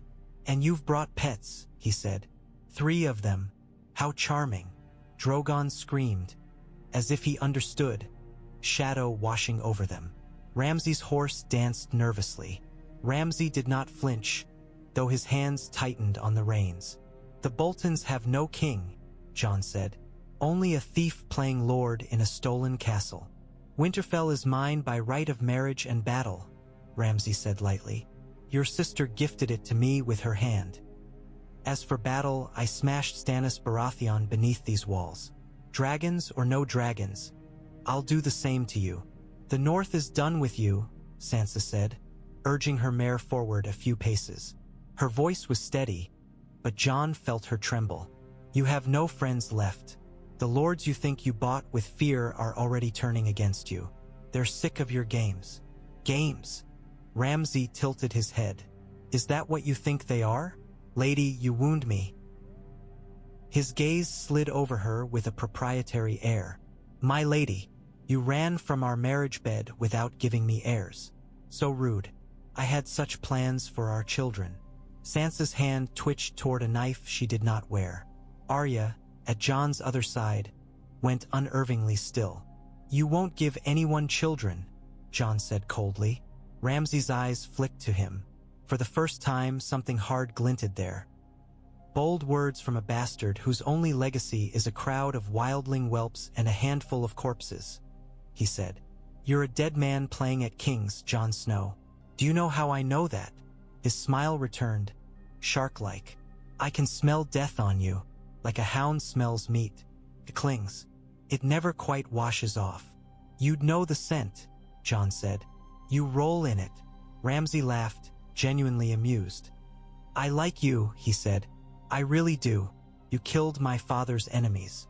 You brought the wildlings south where I can flay them too. You even gave me the chance to take in your wife when you couldn't keep her. You've been very good to me, Jon. It seems such a shame to spoil that now. Then yield, Jon said. Lay down your arms. Open the gates. Answer for your crimes. I'll give you a clean death. Ramsay threw back his head and laughed. You hear that, men? He called to his retinue. The dead man offers me mercy. He looked back at Jon. I think not. This is my home. I kill anyone who tries to take it from me. Simple. You, on the other hand. His gaze flicked upward to Drogon's dark bulk. You complicate matters. I wasn't expecting dragons when I woke this morning. I wasn't expecting to be king when I died, Jon said. Here we are. Ramsay studied him. His expression smoothed, the laughter bleeding away. The wind tugged at his cloak. Let us make a game of it then, he said. You like honor, Jon Snow. You like stories. Here's a story. The hero meets the villain between the lines of battle. They fight. One dies, the other wins. Simple. Clean. Your people love that sort of tale. So I'll make you an offer. Single combat. You against me. We save thousands of lives. What do you say? Jon's hand tightened on Longclaw. The idea had been in the back of his mind. A ghost of another war, another mad king, another single combat. But duty had shouted it down. He was more than a Lord Commander now. More than a man whose death would be his own to spend. He opened his mouth to refuse. Sansa spoke first. You think you'll win, she said. I see it in your eyes. You think you're faster, stronger, more clever. You think Jon is too honorable to do what you would. Her lip curled. You think everyone is a weaker version of you. Ramsay's smile returned slowly. You know me so well, my lady. I know you better than you know yourself, she said. You'll lose. And when you do, all your men will see that you're not a god. Not a monster, just a man. A very small one. A flicker of something, anger perhaps, twitched at the corner of his mouth. We'll see, he said. But your new husband. His gaze flicked to Jon's crown, teasing. Doesn't look eager. He can't accept, Sansa said before Jon could speak. He's a king. The North needs him alive. Even if he won, you'd leave men in the woods, you'd spring traps, you'd play games. You never fight fair. Ramsay's eyes gleamed. I do enjoy an advantage, he said. You also enjoy thinking you have one when you don't, she replied. Come, Ramsay. We both know you're not here to talk. You're here to sneer and show off. You'll fight behind your walls. You'll hide behind your dogs. And you'll die like the coward you are. He watched her for a long, quiet moment. Snow swirled between them, sticking to his dark curls. You've changed, my lady, he said softly. Stark blood does strange things in the dog pens. You taught me well, Sansa said. Thank you. For the first time, Ramsay's smile cracked. Just a hairline fracture. Enough. His gaze snapped back to Jon. I look forward to seeing your magic sword, he said lightly. Perhaps you can light my bonfires for me when I run out of fuel. Jon's jaw clenched. Longclaw was heavy at his hip, the fire within restless, as if it too wanted to flare and sear and end this mockery now. Tomorrow, Jon said, at dawn, we'll form our lines. We'll meet you in the snow. You can bring all your little games. Oh, I will, Ramsay said. I do love games. He wheeled his horse without another word and rode back toward Winterfell, his retinue splashing mud and slush in their wake. As soon as he was out of earshot, Jon rounded on Sansa. You shouldn't have taunted him, he said. He's dangerous when he's angry. He's dangerous always, she said. Angry or not, but when he's angry, he's sloppy.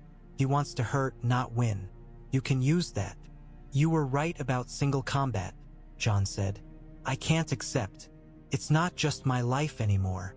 I know, she said. That's why I spoke first. You would have been tempted.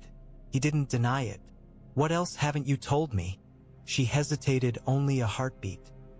I sent a raven to the Vale, she said. Jon blinked. When? Before we left Castle Black, she said. To Lord Royce. To Littlefinger. The name sat between them like a snake.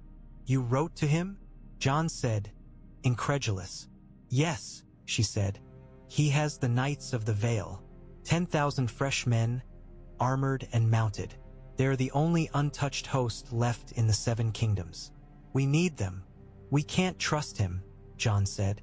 You said yourself he sold you to Ramsay. I don't trust him, Sansa said, eyes hard. I trust that he wants something. He always does. He wants me. He wants you. He wants a claim on the north. He wants power. But for now, he wants to be the man who rode to our rescue when all seemed lost.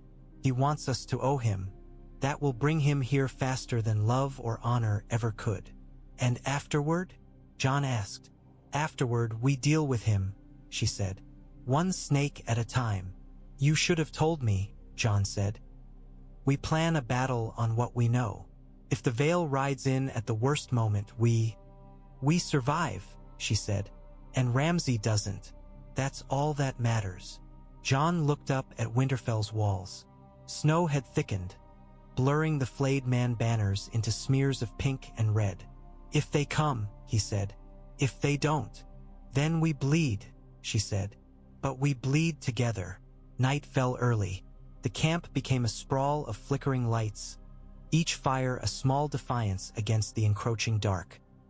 Jon sat in his tent with the war map spread before him, stones marking forces. Tormund, Davos, Lyanna, and several northern lords crowded in, their breath misting.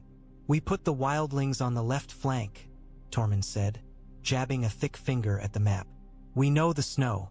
We know how to move when it's up to O. You are knees and your southern ponies are floundering. The Dothraki will not like being put on the flank, Davos said. They think themselves the point of every spear. They'll have their glory, Jon said. I want them out of range of the Bolton archers initially. If they charge too soon, Ramsay will cut them down with volleys. Boltons like to break men at a distance. What of the dragons? Asked Lord Glover, skeptical. You speak of them like cavalry. They're more precise than you think, Tyrion said, lounging half inside the tent flap, wine in hand. Daenerys won't Dracarys indiscriminately. She knows what Winterfell means. She won't burn your home to the ground unless the alternative is letting Ramsay keep it. They can break his lines, Jon said. They can burn his siege engines, his flayed crosses, his dogs. But we can't rely on them alone. If the Night King has any sense, he'll have something that can hurt them. I'd rather not teach Ramsay how to fight dragons by throwing them at his walls blindly. What of the burning sword? Muttered a Hornwood, eyeing Longclaw's hilt as if it might ignite of its own accord. You going to swing that about until the Boltons all die of fright? If they run at the sight of it, I won't complain, Jon said. But fear is fickle. We fight this battle with steel and snow, not stories. The sword is for the dead. His gaze drifted briefly northward, beyond the tent walls. Ramsay is just practice. That's an ill sort of practice, Davos muttered. Still, Tormund grinned, showing his chipped teeth. I'd like to see that pink bastard's face when your sword goes up like a bloody torch. Later, when the tent had emptied and the murmur of the camp dulled to a low, tired hum, Jon sat alone, staring at the map without really seeing it. Ghost lay across the entrance, eyes half-lidded but alert. The wolf's ears pricked at every unusual sound. Jon's fingers traced the lines of the north almost without thought. The Dreadfort, Carhold, Last Hearth. Small places compared to towers like Winterfell, but each one a piece of the board. You're thinking of them already? A voice said softly from the shadows. Of where the dead will march. Bran's chair stood just inside the tent, wheels caked with frozen mud. He sat wrapped in a thick cloak, his face pale. His eyes, though, were clear. Mira pushed you here? Jon asked. She sleeps, Bran said. The trees carried me. Jon almost smiled. You mean you crawled? Bran's mouth twitched. Sometimes I forget I have legs, he said. In the visions, it's easy to be a bird. He rolled his chair closer, wheels rumbling softly. You shouldn't be out in this cold, Jon said. I don't feel it the same, Bran replied. Not when I slip. The cold beyond the wall is different. It bites deeper. This is just air. Jon studied him. His brother looked older and younger at once. Older in his eyes, younger in his thinness. There was something not quite human about the way he sat, as if part of him were elsewhere, watching from above or below. You came to talk about prophecies, Jon guessed. Bran's gaze dropped to Longclaw. Partly. Jon sat back. Go on then. Tell me I'm Azor Ahai again. Everyone else has. Bran huffed a faint laugh. You are and you aren't, he said. Or rather, Azor Ahai is and isn't what they think. Jon raised a brow. I thought the past was fixed. The past is, Bran said. The stories about it aren't. He reached out, brushing his fingers lightly along the map's edges. I've seen him, Bran said quietly. The original one. The man they named Azor Ahai. Not in books. In the Weirwood's memory. In the flame's reflection, even. Melisandre thinks she alone looks into fire, but she's not the only one the world speaks to. His eyes unfocused, as if seeing somewhere else. He was a man, Jon. Not a god. Not a legend. He was tired and cold and angry. The world was ending around him. The long night pressed on every side, and he had a sword that broke in his hands when he needed it most. The story says he tempered it 3 times, Jon said reluctantly. In water, in a lion's heart, in his wife's. The story says many things, Bran replied. In truth, he tried to make a weapon strong enough to fight the dark. He failed. Then he tried again. He killed things. Men, beasts, perhaps even someone he loved. It made no difference. The sword burned brighter in the telling than it ever did in his hand. Men who came after him carved away the ugly parts, added prettier ones. Jon frowned. Are you saying he didn't? I'm saying if he killed his wife, it wasn't what made his sword burn, Bran said. It only made him alone. He met Jon's eyes. You died, Jon. You gave everything you had.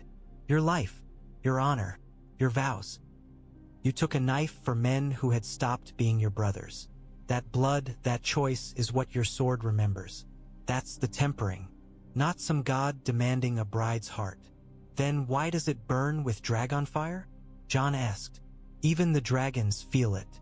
When Drogon breathed on it, He recognized kin, Bran said simply.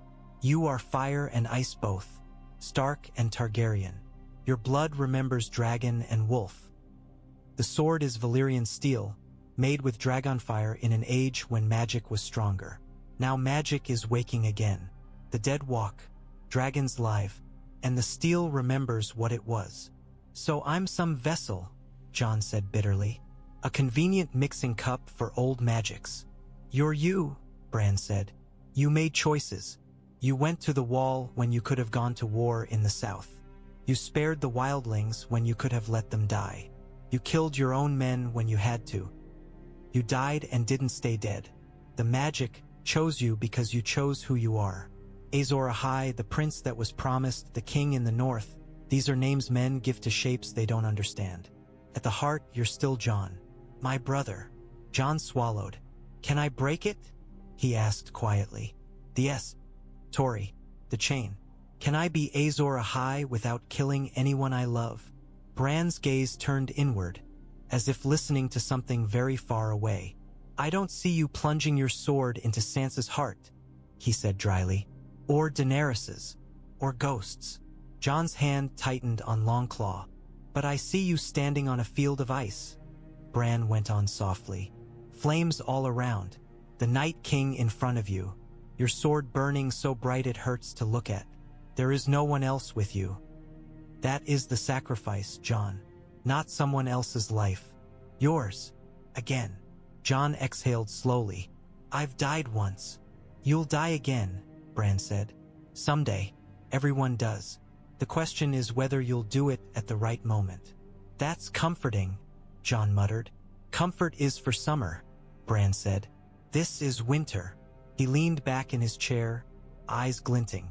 You asked if you can break the story. You already have. You refused to be just a bastard. You refused to be just a crow.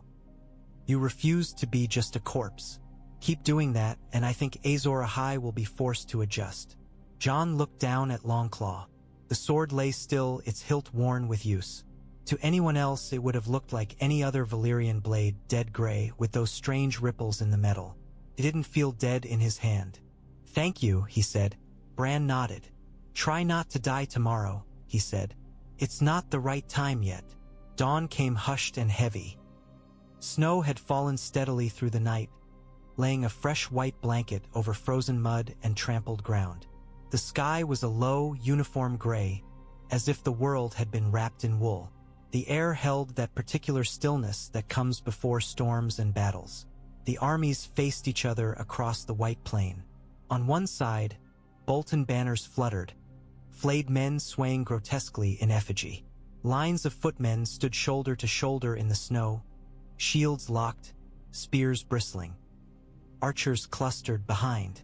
Ramsay's cavalry waited on the flanks, their horses stamping, breath steaming. On the other, the north and its strange allies formed a less orderly rectangle. Northern levies clutched shields marked with dire wolves, mermen, bears, and trees. Wildlings stood beside them with little armor and big axes, grinning hungry.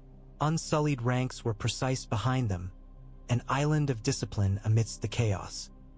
Dothraki bobbed and jostled at the edges, horsehair and bells swinging.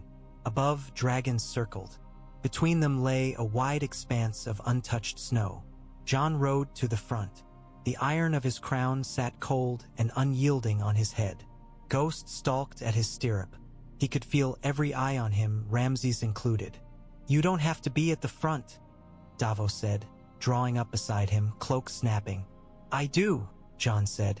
The man who passes the sentence. Yes, must swing the sword, Davos said with a ghost of a smile. Your father would be proud, lad. He'd also be praying you don't get your fool head taken off before the battle's halfway done. Tormund will be at my side, Jon said. Dragons overhead, and apparently I'm very hard to kill. Keep that last part in mind, Davos said. I've gotten used to you. I'd rather not start over with some new king. Sansa rode up, flanked by Lyanna and Brienne of Tarth. The towering woman in full armor, her blue eyes narrowed with focus.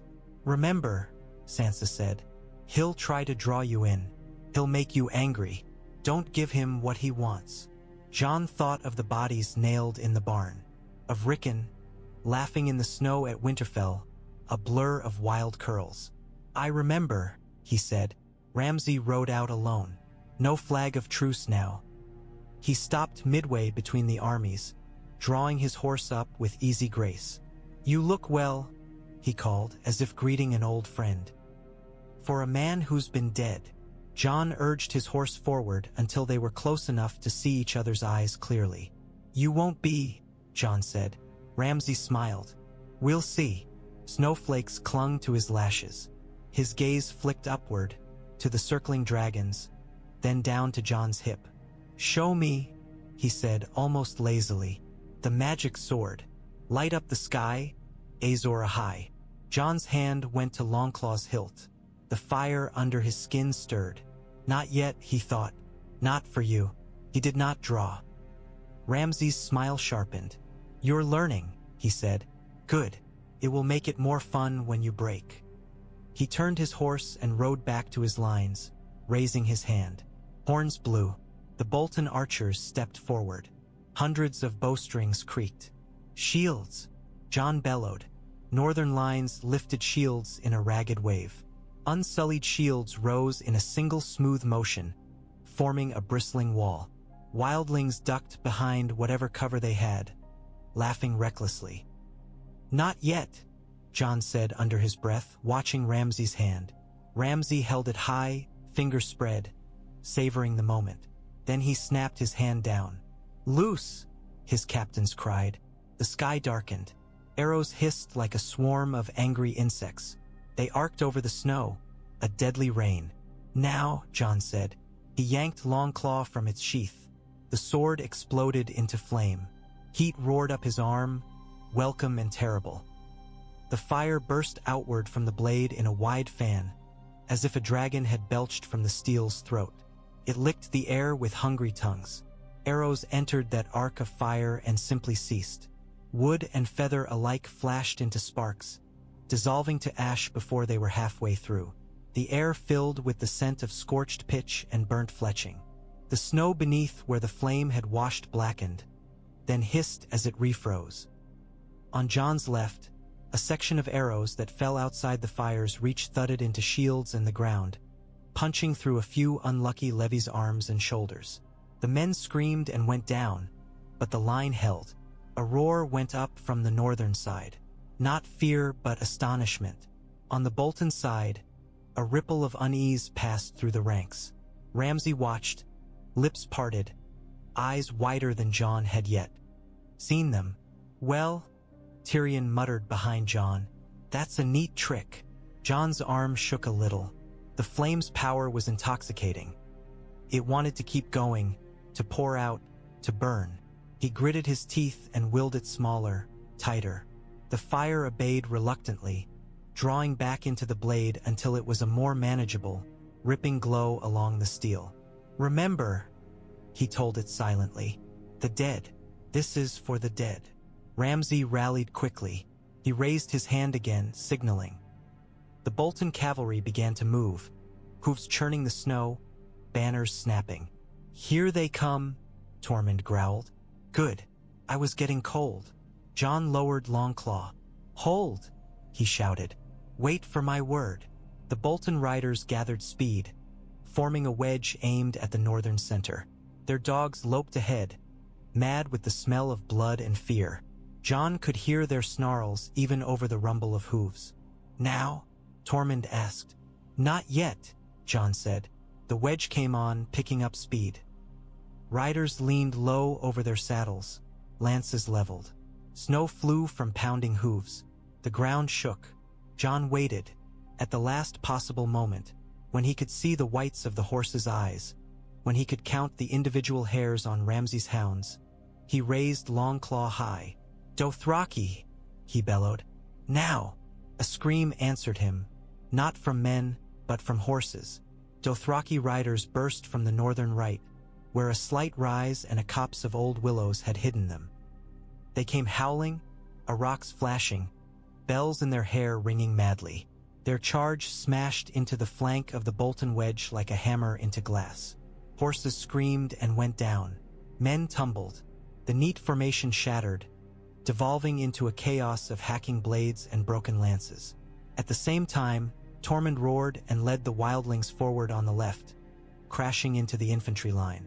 Axes rose and fell. The sound of bone and steel colliding was a sickening chorus. Unsullied advanced in the center, shields locked, spears thrusting with machine precision. Northern levies moved with them, stumbling but determined. The Bolton archers loosed again, but this time Drogon answered. He dropped from the sky like a boulder thrown by a god, wings tucked. At the last moment he flared, unleashing a cone of black-red fire that swept along the Bolton rear. Men screamed and fell, armor running like wax, banners igniting. The flayed man banner burned greedily. From the opposite side, Regal and Viserion strafed, their gouts of fire more controlled, less devastating but enough to turn siege engines to char and put every Bolton's heart in his throat. The air filled with smoke and steam and the metallic tang of blood. Jon plunged into it. Longclaw's flaming blade cut through spear shafts as if they were straw. Wherever he swung, the fire leapt, a line of searing heat that bit through armor, blackened flesh, and left steaming holes in the snow. Bolton men recoiled from him, eyes wide. Some tried to stand. Fear of Ramsay was a hard habit to break. Others turned and ran, only to be cut down by Dothraki Araks or Northern blades. Jon moved like a man in a dream he'd walked 100 times. The crown weighed on his head. The sword weighed in his hand. But something inside him had gone cold and clear. He had no room for anything but the next step, the next swing. He barely noticed the gashes opening on his arms and legs, where blades slipped past his guard.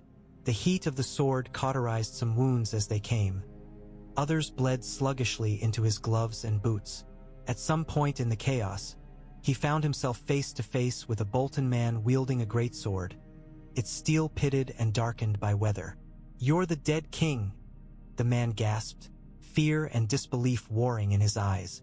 "You're not real." Jon cut him down. He didn't feel like a king. He felt like a blade. The battle swirled around him, a living thing. There were moments where it seemed the North would buckle, where Ramsay's disciplined infantry pressed hard against ragged levies, where phalanxes of shields pushed unsullied back step by step, where a wave of Boltons nearly encircled a pocket of wildlings and began to hack them apart. Jon threw himself at those points, the flaming sword a beacon. Men rallied around it like moths to a torch. Davos shouted himself hoarse, keeping the lines from dissolving into a chaotic mob. Sansa watched from a slight rise at the rear, flanked by Brienne and Lyanna. Her face was carved of stone. Arya slipped through the chaos like a ghost, sticking knives between armor plates, vanishing before anyone could mark where the killing blow had come from. Ramsay rode the edges of the fight, never committing fully. He loosed arrows with a hunter's calm, each one finding a gap in a gorget, an exposed throat, a raised arm. He watched his men die with the same mild interest he'd shown greeting Jon. He looked up when a horn blew from the south. It was a clear, high sound, cutting through the battle's noise like a blade. Every head turned. Over the low rise behind the Bolton lines, fresh banners appeared. Sky-blue fields marked with a white crescent moon and falcon. The Knights of the Vale swept into view, lances glinting, armor bright. They descended the slope like a silver avalanche, trumpets blaring. Littlefinger rode near the front, his expression serene, eyes calculating. Ramsay's face changed. For the first time, real fear flickered there. He yanked his horse around, shouting commands. His riders tried to form up, but they were already engaged on two fronts. The Vale Knights crashed into them like a wave against a rotten cliff, smashing lines apart, trampling. A cheer went up from the northern side, ragged and disbelieving. Sansa exhaled, some tightness in her shoulders loosening. "He came," she said. "Of course he did," Brienne murmured. "He wants you to see him." Ramsay's tenuous control shattered. Men who had been wavering broke. Some threw down their weapons and tried to flee toward Winterfell. The castle's gates, seeing the rout, began to creak shut. "Don't let him reach the gate," Jon shouted. "Take him before he hides behind his walls." He spurred his horse through the chaos, Ghost at his heels, snow and blood flying. Ramsay saw him coming. "Loose the dogs," he screamed. Cages near the rear burst open. A tide of hounds poured out, their eyes red, jaws slavering. They hurled themselves at anything that moved. Northmen, wildlings, Bolton deserters. The air filled with snarls and screams. Ghost met them head-on. The dire wolf was a streak of white in the snow, eyes blazing. He ripped one hound's throat out in a spray of blood, spun, tore into another, his jaws closing on a spine. But there were many, and for every one he downed, two more lunged. John saw a dog clamp onto Ghost's flank, teeth sinking deep. Another snapped at his throat. "Ghost!" John roared. He ripped Longclaw free. The sword blazed brighter, furious, as if sharing his surge of rage. He plunged into the writhing mass of hounds and steel. Flames swept down. Dogs screamed, fur igniting. They became flailing torches rolling in the snow. The smell of burnt hair and meat was sickening. Some broke and ran, yelping. Others, mad with pain, tried to fight on. Ghost tore free, sides heaving, white fur blackened in places. Blood streaked his flank, but he was moving, eyes locked on Ramsay. Ramsay, seeing the tide turning, did what John had always known he would do. He ran. He turned his horse and kicked it hard, pounding through the chaos, trampling friend and foe without distinction. He headed straight for Winterfell's narrowing gate. "Ramsay!" John bellowed. He spurred after him. The world narrowed to that retreating back, the pink cloak flapping. Arrows hissed past him. One grazed his shoulder. Another thunked into his horse's neck. The animal screamed and stumbled. John was already throwing himself clear, hitting the snow hard. He rolled, came up on his feet, and kept running. His breath tore at his chest, fire and ice both. His legs felt like lead. The crown slid a little on his head, then steadied. Ahead, Ramsay reached the gate just as it began to shut. He leapt from his horse, dove through the narrowing gap, and vanished inside. The portcullis slammed down with a resounding clang. John skidded to a stop, chest heaving, staring up at the closed gate. Flaming Longclaw cast his own reflection back at him in the iron bars. A pale, drawn man with wild hair, eyes too bright. Ghost loped up, bloodied but alive, lips curled back. Around them, the battle's clamor was fading into isolated clashes and cries. The bulk of Ramsay's force lay dead, fled, or surrendered. The Vale Knights were mopping up pockets of resistance with ruthless efficiency. The field belonged to John. Winterfell did not. Not yet. Behind John, footsteps crunched in the snow. Sansa came, skirts hitched, cheeks flushed. Her hair had come loose in the wind. "We have him," she said, staring up at the walls. "He just doesn't know it yet." John lowered Longclaw. The flames sank back into the steel, leaving only faint warmth against his fingers. "We lay siege," he said. "Starve them out. Burn their supplies with the dragons. Every day we wait is another day the dead march. But we can't leave this snake behind us." "We don't have to wait long," Sansa said. There was a peculiar calm in her voice. "Ramsay has never gone without what he wants. Gentle things, yes. Food? No. In a week, his men will turn on him. In 2, he'll be feeding them their own fingers." "I don't want to give him that chance," John said. "He's a cornered animal now. That's when he's most dangerous." "Then don't give him time to prepare," a new voice said smoothly. "Strike while he still thinks himself clever." Littlefinger rode up, cloak immaculate despite the gore splashed on his horse's hooves. He smiled at Sansa, something like warmth in his eyes. "My lady," he said, "you look radiant." Sansa's expression chilled. "You're late. I arrived precisely when needed," Littlefinger said. He glanced at the corpses. Much earlier, and he might have retreated behind his walls without committing his forces. Then we would have been besieging him with your men alone. Instead, you besieged us with your absence," Tyrion observed, trotting up, wine-stained but unbowed. "Always a pleasure, Lord Baelish." "Lord Tyrion," Littlefinger said pleasantly. "I heard you drank and knew things. I see one of those remains true." "Both do," Tyrion said. "I knew you'd arrive at the most advantageous moment for your own interests. And I drank so I wouldn't mind. Jon stepped between them, tired of games. We thank you for the aid of the veil, he said. The words tasted rusty. Your knights turned the tide. No thanks are necessary, Littlefinger said. The veil remembers its oaths to the north. And to you, my lady, he added, inclining his head to Sansa. I live to serve. I'll remember that, Sansa said. Jon turned back to the walls. Ramsay, he shouted, voice cracking across the snow. Silence.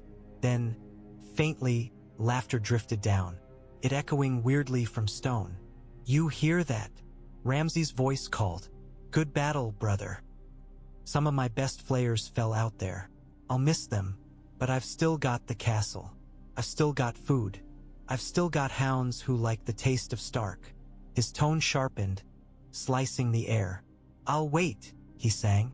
I'll wait up here behind my nice thick walls. You wait out there in the snow. Let's see who gets bored first. You won't last, Jon called. Your men know they've lost. They'll turn on you. Ramsay only laughed. You think that because you're not like them. You think there are limits to what men will bear. There aren't. Not if fear cuts deep enough. His voice dropped, almost intimate despite the distance. You're waiting for something, Jon, he said. I can smell it. Reinforcements, a sign from your fire god, perhaps something worse from the north. His laugh came again, softer. Let it come. Let it all come. I'll be here. Winterfell is mine. As long as I breathe, it is mine. The words struck Jon harder than they should have. As long as I breathe. He sheathed Longclaw. We build siege engines, he said. We block every gate. No one goes in or out. We send ravens north and south, warning of the dead. And we watch. And if the dead reach us before the walls fall? Davos asked quietly. Then we fight on two fronts and hope the gods are kinder than they've been, Jon said. He did not know it then, standing in the blood and snow outside his stolen home. But the gods, or fate, or the strange, waking magic in the world, had already made their next move. The ravens went, black smudges against the gray. It took 3 days for the first answer from the north to arrive. The raven came from Last Hearth, its beak crusted with frost, its feathers ruffled. The message tied to its leg was short, the script shaky. Jon read it in his tent, Sansa and Davos watching. His face went very still. What is it? Sansa asked. He handed her the parchment. The dead are at our door, she read aloud, voice barely above a whisper. They move in the storm. The snow does not hide them. The children see them in their sleep. The old gods are silent. We will hold as long as we can. If this reaches you, remember us. There was no signature. Only a crude drawing at the bottom. A man with blue eyes and a crown of ice. Davos exhaled slowly. Last Hearth is 3 days' ride from here, he said. Closer to them than to us. They'll fall, Jon said. The knot in his stomach he'd felt since the wall tightened. If they haven't already.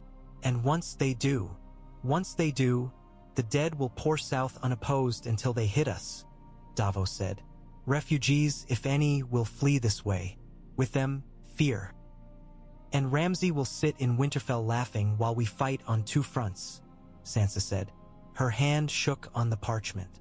We don't have time for a siege. Jon looked at the tent's canvas roof. He could almost feel the weight of the sky pressing down. Bran, he said, already looking. Bran's voice came from the shadows. He sat in his chair near the brazier, eyes rolled half back, pupils almost swallowed by white. Mira sat beside him, jaw tight, one hand on his arm. Jon stepped closer. What do you see? Snow, Bran whispered. So much snow. It falls sideways, driven by wind that screams like a dying thing. Last Hearth's walls are white with it. Men stand on them, then fall. Their eyes open again. Blue. Sansa sucked in a breath. Can they hold? Jon asked. For a night, Bran said. Perhaps two. They burn what they can. They pray. It doesn't matter. The dead keep coming. They do not tire. They do not fear. They walk through fire. They pile bodies against the walls until their own dead make ladders. His hands clenched on the arms of his chair. The Umber boy. He stands in the hall, sword in hand. He fights until he can't lift his arm. Then, his voice trailed. Then he joins them, Jon said grimly. Bran's eyes fluttered. Yes. Silence fell. We have to go, Jon said. We ride to Last Hearth. We take as many men as can move fast. The rest maintain the siege and keep Ramsay caged. You'd leave your home in his hands? Sansa said, incredulous. I'd leave his corpse-faced banners on its walls while the world ends around it, Jon said. He can sit and gloat over that.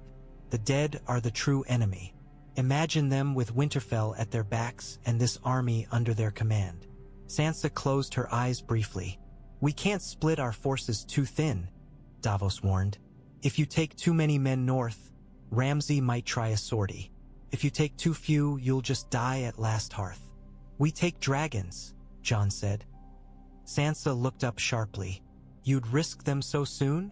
They were made for this, Jon said. Fire against ice. We take Daenerys, her dragons, the Dothraki, some wildlings and unsullied.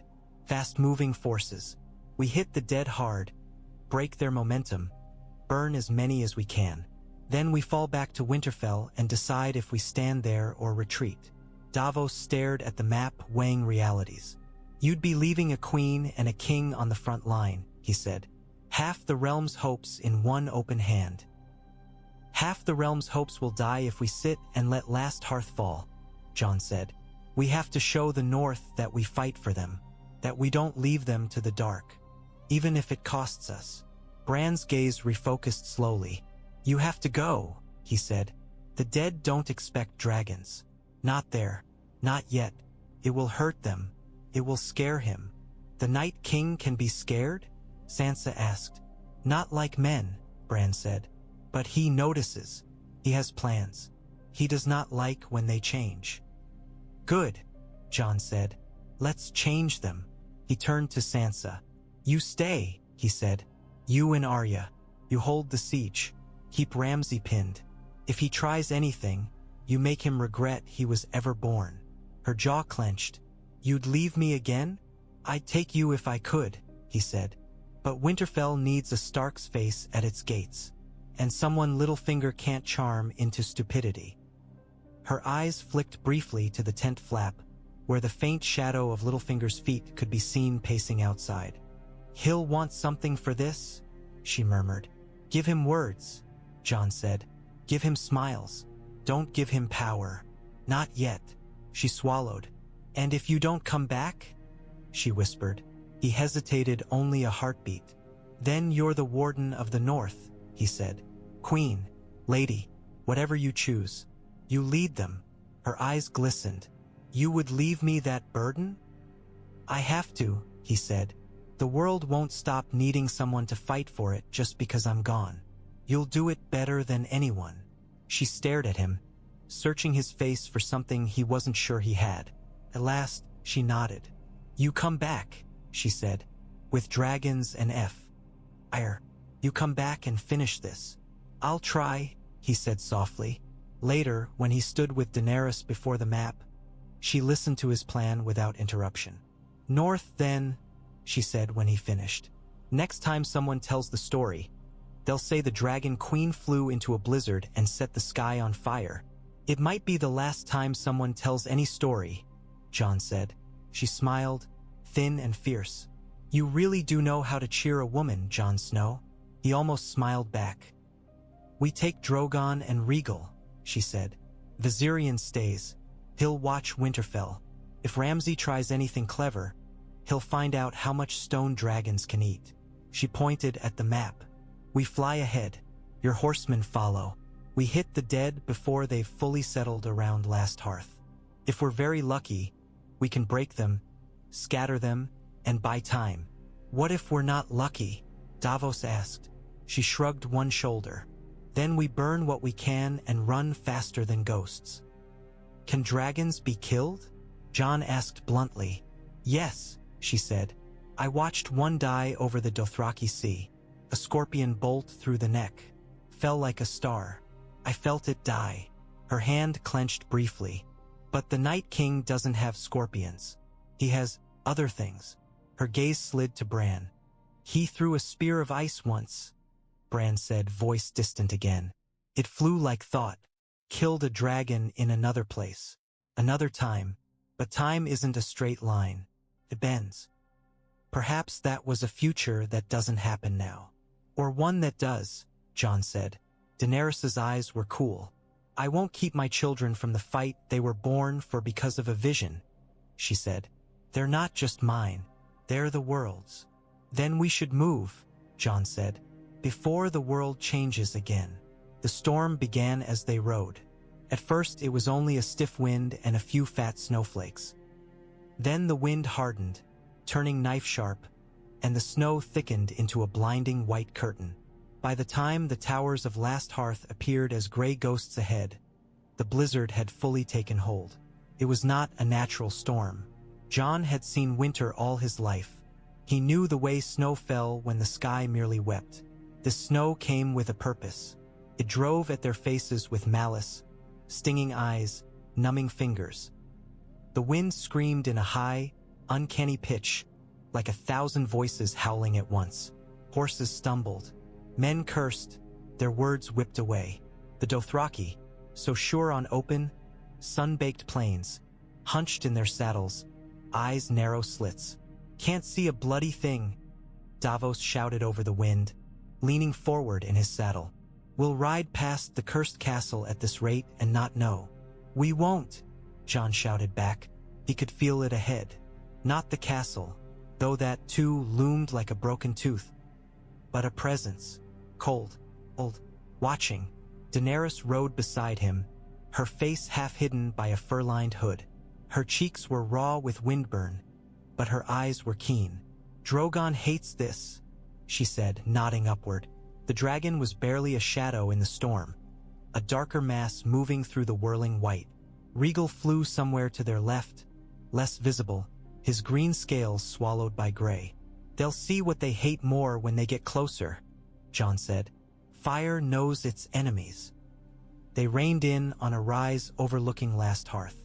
The castle that had once been stout and homely was now a dead thing. Its walls were rimed with thick ice, fangs of frost hanging from every crenel. The gate lay broken, doors torn partially off their hinges. Bodies littered the courtyard and the slope before, frozen where they'd fallen, arms outstretched, mouths open. Ghost whined low. They're all, Davos began. They're not, Bran's voice said. Jon started. He hadn't seen Bran being pushed up beside him. Mira's shoulders hunched. Some of them walk, Bran said. His eyes had that distant sheen again. Inside, on the walls, waiting. He knows we're here. Good, Daenerys said. I'd hate to surprise him. She stood in her stirrups, lifted her face to the storm, and screamed something in a language that rolled like thunder. Drogon, she cried. Dracarys. The answer tore the sky. Drogon plunged from the clouds like a falling mountain. He opened his jaws and vomited fire down upon Last Hearth. It was black-red, tinged with orange at the edges, hotter than anything Jon had ever felt. Even at a distance, the heat slapped his face like a hand. Snow vaporized in midair. The top of the nearest tower exploded in a shower of molten stone and ice. The fire washed over the walls, licking at ice, hugging stone, pouring into the courtyard. Jon saw figures on the walls, a handful of man-shapes, silhouettes against the white. The fire hit them, and for a moment they burned like bonfires. Then they exploded, not like flesh, like glass hit with a hammer. Limbs shattered into splinters of ice that whirled away on the wind. Where they had stood, nothing remained but charred stone and a smear of ash that blew apart almost at once. The sight twisted Jon's stomach. He had killed men with steel and flame. He had watched bodies burn on pyres. This was different. This felt permanent, final, as if something had been unmade. Rhaegal followed Drogon, his own fire a bright, clean gold. He strafed the other side of the castle, carving lines of melted ice into the walls. "Keep them to the outer works," John shouted. "Don't burn the keep itself. There might be survivors inside." He wanted to believe it. Even as Bran had spoken of blue eyes on the walls, John clung to the idea that somewhere a handful of last Hearth's folk had barred themselves in a cellar, holding out. The dragons wheeled, adjusting their torrents. The outer wall glowed in places, stone sweating and then cracking. "They won't like that," Bran said softly. The temperature plummeted. John hadn't thought it could get colder. He'd been wrong. The air itself seemed to solidify, crystals forming in his nostrils. His breath froze on his lashes. The storm still howled, but there was a new note in it now. A thin, piercing whistle, like a sword being drawn across a sheet of ice a mile wide. Shapes moved in the swirling snow before the broken gate. At first John took them for drifted heaps. Then they straightened. They came out slowly, as if savoring the unveiling. The dead. They were an uneven line, shoulders and heads and torsos all at different heights, shuffling over frozen bodies, stepping on the fallen as if they were ground. Some wore rusted mail and furs. Others were in simple homespun. All had eyes that glowed unnatural blue. The dragon's breath had blackened some. Charred patches marred their flesh. But they did not bleed. They did not flinch. They kept coming.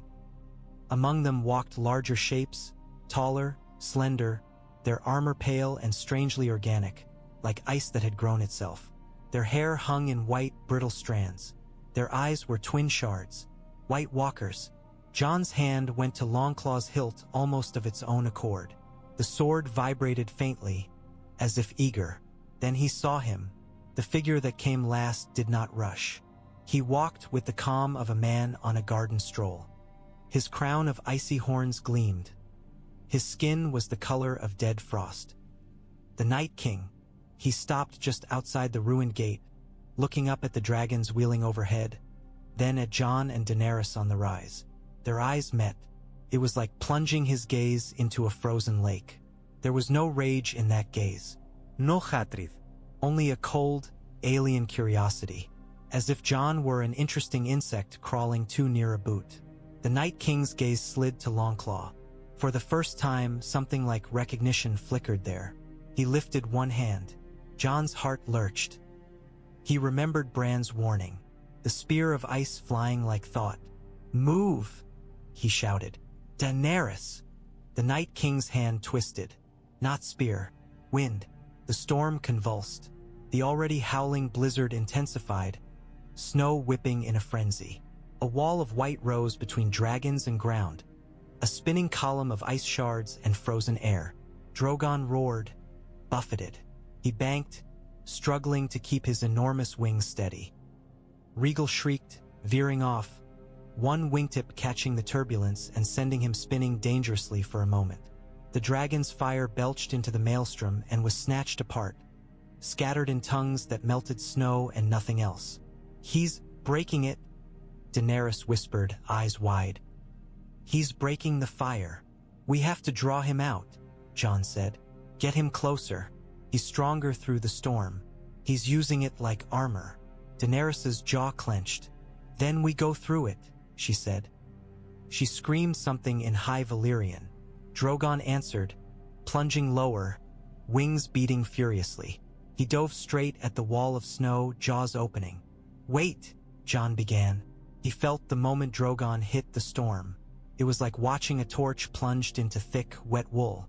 The fire still burned, but smothered, choking. Snow hissed and turned to steam in great billowing clouds, obscuring everything. For a heart-stopping instant, Drogon vanished entirely. "Dany!" Tyrion's voice shouted faintly from somewhere behind. "Pull back!" Then Drogon burst through. His scales were covered in rime, his wings rimmed with ice. Frost clung to his horns, but his eyes were bright, and fire still licked between his teeth. He spat it directly at the Night King. For the first time, Jon saw the other's expression change. The Night King lifted both hands, crossing them before him.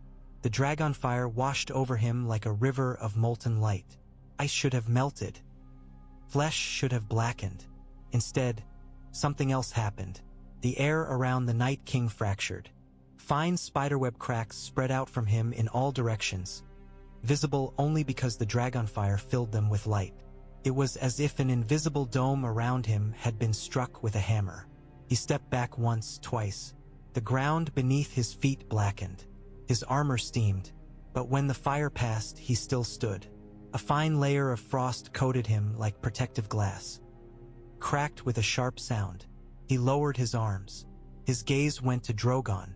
If the dragon expected him to run, to flinch, to hide, it was disappointed.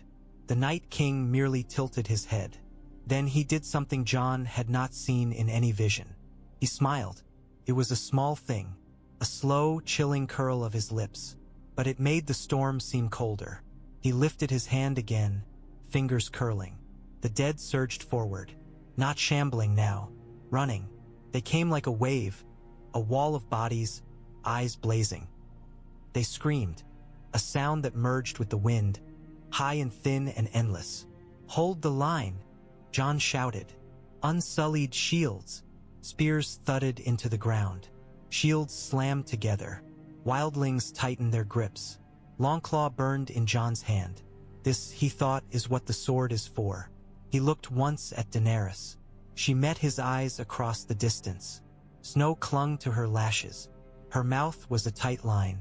"Burn the flanks," Jon yelled. "Keep them off us as long as you can."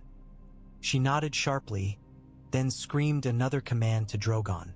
The dragon rose, banked, unleashed gouts of fire along the dead's edges, turning dozens at a time to ash. It wasn't enough. They kept coming. The first impact against the unsullied shield wall almost knocked Jon from his feet. Bodies slammed into wood and iron, clawing, biting, broken fingers scrabbling for purchase. The shields bowed, spears thrust, punching through ribcages, faces. A dead man took 3 spear thrusts without stopping. It wasn't until Jon brought Longclaw down on his neck, severing head from shoulders, that he finally fell. The blue light went out of his eyes like snuffed candles. "Head!" Jon shouted. "Take the head!" He swung again. The flaming blade cut through flesh and spine without resistance. It left a trail of steaming ash. "Fire and dragonglass, he thou. GHT. That's what kills them." He wished he'd brought more dragonglass. The line flexed, buckled, held. Behind the Unsullied, the Dothraki darted in and out, slashing, retreating, howling. Wildlings roared, axes making messy work of brittle limbs. Northern men tried not to look at the faces of the dead that had once been neighbors. Longclaw moved like something alive. Wherever its fire kissed a dead man's flesh, the white flared, then fell, the blue fading. When Jon managed to strike a White Walker, a tall, thin creature that had glided too near, Longclaw's flame erupted white-hot, and the walker shattered with a sound like breaking glass, exploding into a cloud of ice shards. Those shards melted when they touched poor earth. Nothing remained. The whites near where a walker fell convulsed, then dropped, their strings cut. "Kill the walkers!" Jon screamed. "Ignore the rest." It was easier shouted than done. The walkers stayed behind the mass, directing, watching. And amid it all, the Night King moved slowly, inexorably forward. He did not swing a blade. He did not rush to kill. He simply advanced, watching, hand opening and closing now and then as if testing the weight of the storm. A spear of ice grew in his grip, lengthening from nothing. It gleamed with its own light. Jon's heart lurched. "Dany!" he roared. "Higher!" She saw. Drogon banked upward, flames licking the edges of the storm. The Night King's arm drew back. He threw. The spear flew not at Drogon, but at Regal. It streaked upward with impossible speed, a line of frozen certainty. It struck the green dragon in the chest, just behind the foreleg. For a heartbeat, there was silence. Then Regal screamed. It was a sound no living thing should make. Blood, thick, black, steaming, fountained from the wound. His wings faltered. He tumbled, struggling, one wing crumpling inward. Daenerys screamed wordlessly. "Regal!" Jon shouted. The dragon fell, crashing into the snow 100 yards away in an explosion of ice and dirt. The impact shook the ground. Men and dead alike stumbled. Regal lay twisted, one wing broken, the spear of ice protruding from his chest. His sides heaved. Each breath sounded like a bellows full of nails. The Night King watched him, his head tilted again, curious, evaluating. Jon's vision narrowed. He saw the field. He saw the dead pressing. He saw the Night King's cold gaze. He saw Daenerys on Drogon, her face a mask of anguish and fury. He saw Regal's blood boiling in the snow. He saw one path. "Hold the line!" he shouted again, though his voice was raw. Davos, Tormund, hold them! Where are you going? Davos gasped, grappling with a white that had nearly taken his nose off. To change the story, Jon said. He spurred his horse. He rode through chaos, Longclaw flaming. Dead brushed against him, grasping with stiff, icy fingers. He cut them down without slowing. His horse skidded in the churned snow, nearly fell, then found its footing. The Night King watched him come. The ice crown did not shift. The pale eyes did not widen.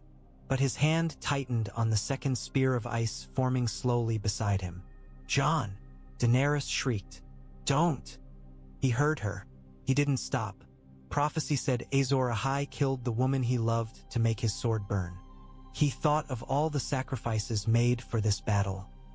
Children starving, old men freezing, boys dying with swords too big for their hands. He thought of his own life, spilled once already on black stone. He thought of Regal falling, of Drogon screaming, of Daenerys' eyes. He thought of choice. He pulled Longclaw up, the flame leaping higher, answering. "Come on," he whispered to the sword, to himself, to whatever listened. Once more, at that moment the Night King moved. He drew back his arm, spear in hand, eyes locked not on Jon but on Drogon, and the woman on his back. Time did a strange thing. It seemed to stretch, each heartbeat an eternity. Jon saw where the spear would go. He saw Drogon's path. He saw Daenerys' hair blowing like a banner.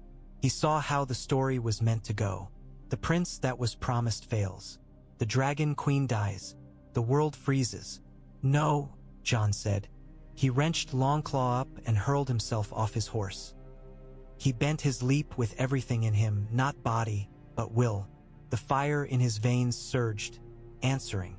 For an instant he flew. The spear of ice left the Night King's hand, whistling through the air. It met the flaming sword halfway. When fire and ice touched, the world broke. There was no sound at first, only a blinding explosion of light, white, so bright it seared Jon's eyes even behind closed lids. A force punched through him, tearing something loose. Heat and cold both roared outward from the point of contact. The spear cracked, exploded into 100 shards that flew in all directions. The flame along Longclaw did something Jon had never felt before. It shuddered, then turned inward, rushing down the blade toward the hilt, into his hand, into him. He screamed. He was a conduit, path. Fire barreled through him, not burning flesh but soul. It seared away something heavy and dark that had lodged around his heart since the knives at Castle Black. It filled him and hollowed him in the same instant. The blast rolled out across the field. Dead within a wide circle simply collapsed, their eyes going dark. The storm above them hiccuped, its howling pattern disrupted. For an instant, the snow fell straight down like normal snow, quilt soft. The Night King staggered. Not much, just a step. But it was enough to break his unearthly composure. Frost cracked along his armor. His eyes narrowed. He looked surprised. Jon hit the ground hard. He rolled, came up on one knee, Longclaw still in his hand. The sword blazed, not just with Dragonfire now. The flame was whiter, edged with blue, as if it had eaten some of the spear's cold. The heat it gave off was strange, intense but focused, a flame that burned only what it chose. Every nerve in Jon's body sang. He felt light and heavy both, as if he'd been compressed into something denser. He looked at the Night King. The Night King looked at him. They both understood, in that instant, that something had changed. Jon got to his feet. Regal lay writhing in the snow, the spear's remnants still lodged in him. Daenerys shouted commands to Drogon, pulling him higher to avoid whatever the Night King might throw next. The dead, for all their loss, were still many. They pressed against the unsullied shields, clawing, biting. Men yelled. Horses screamed. Somewhere, Tormund's voice boomed curses. The world narrowed again. Jon took a step toward the Night King. "Don't!" Bran's voice whispered in his head, carried on no wind. "Not yet. You're not ready. He's testing you. Not fighting." The Night King's head tilted, as if he, too, listened to some distant whisper. Then, very slowly, he smiled again. He lifted his hands. Jon braced, expecting another spear, another blast of cold. Instead, the Night King spread his arms wide. Bodies all around them twitched. The dead that had fallen, the ones Jon's fire had only half burned, the Bolton corpses under fresh snow, the last hearth defenders frozen in the courtyard. They all moved. Some rose. Some tried and failed, too damaged. But enough stood. The circle Jon's explosion had cleared began to fill again, blue eyes blinking open in charred faces. The Night King lowered his arms. He took a step back. Then another. He was retreating, not fleeing, too graceful for that, but withdrawing, like a chess player pulling a piece to safety after a probing move. He looked at Jon one last time. There was calculation there now. Caution. Maybe, buried deep, the faintest hint of respect. Then fog swallowed him.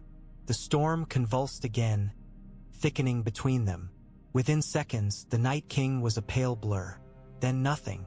The dead did not retreat. They surged. "Fall back!" Davos screamed. "Back! Back! We got what we came for, you stubborn bastards!" "What did we come for?" Tormund bellowed, smashing a white skull to powder. "Because all I see is death." "Proof!" Davos gasped. "That he can be hurt." Jon's limbs felt like lead. His every breath burned. The crown dug into his scalp. His head rang. But he turned and ran with the rest. They did not run in panic. They withdrew, step by step, shields raised, spears thrusting to keep the dead from swarming. Dragons strafed behind them, laying down curtains of fire that slowed the whites, if not stopping them entirely. The Night King let them go. He had made his test. Jon mounted a fresh horse, muscles screaming, and looked back only when they crested a small ridge.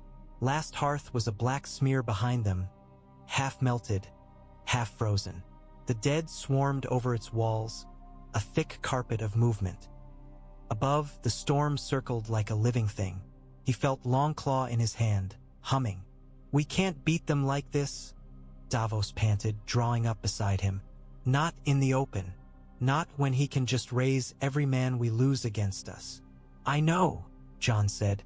He looked south, toward Winterfell, toward walls of stone and old spells, toward a hearth that had burned since the first men.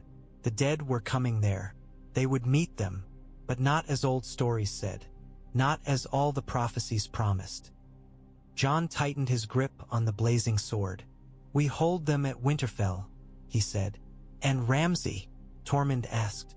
"We leave that pink worm to squirm?" Jon's mouth went hard. "We deal with him first," he said. "One darkness at a time." The wind tore his words away, carrying them ahead of the army like a promise and a threat.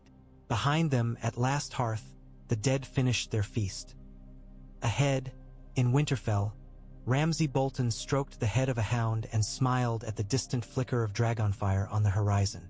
Between them, Jon Snow, king, bastard, Azor Ahai or not, rode with a flaming sword in his hand and an iron crown on his brow, feeling the weight of the world pressing on both. He had broken the story once already. He would have to break it again.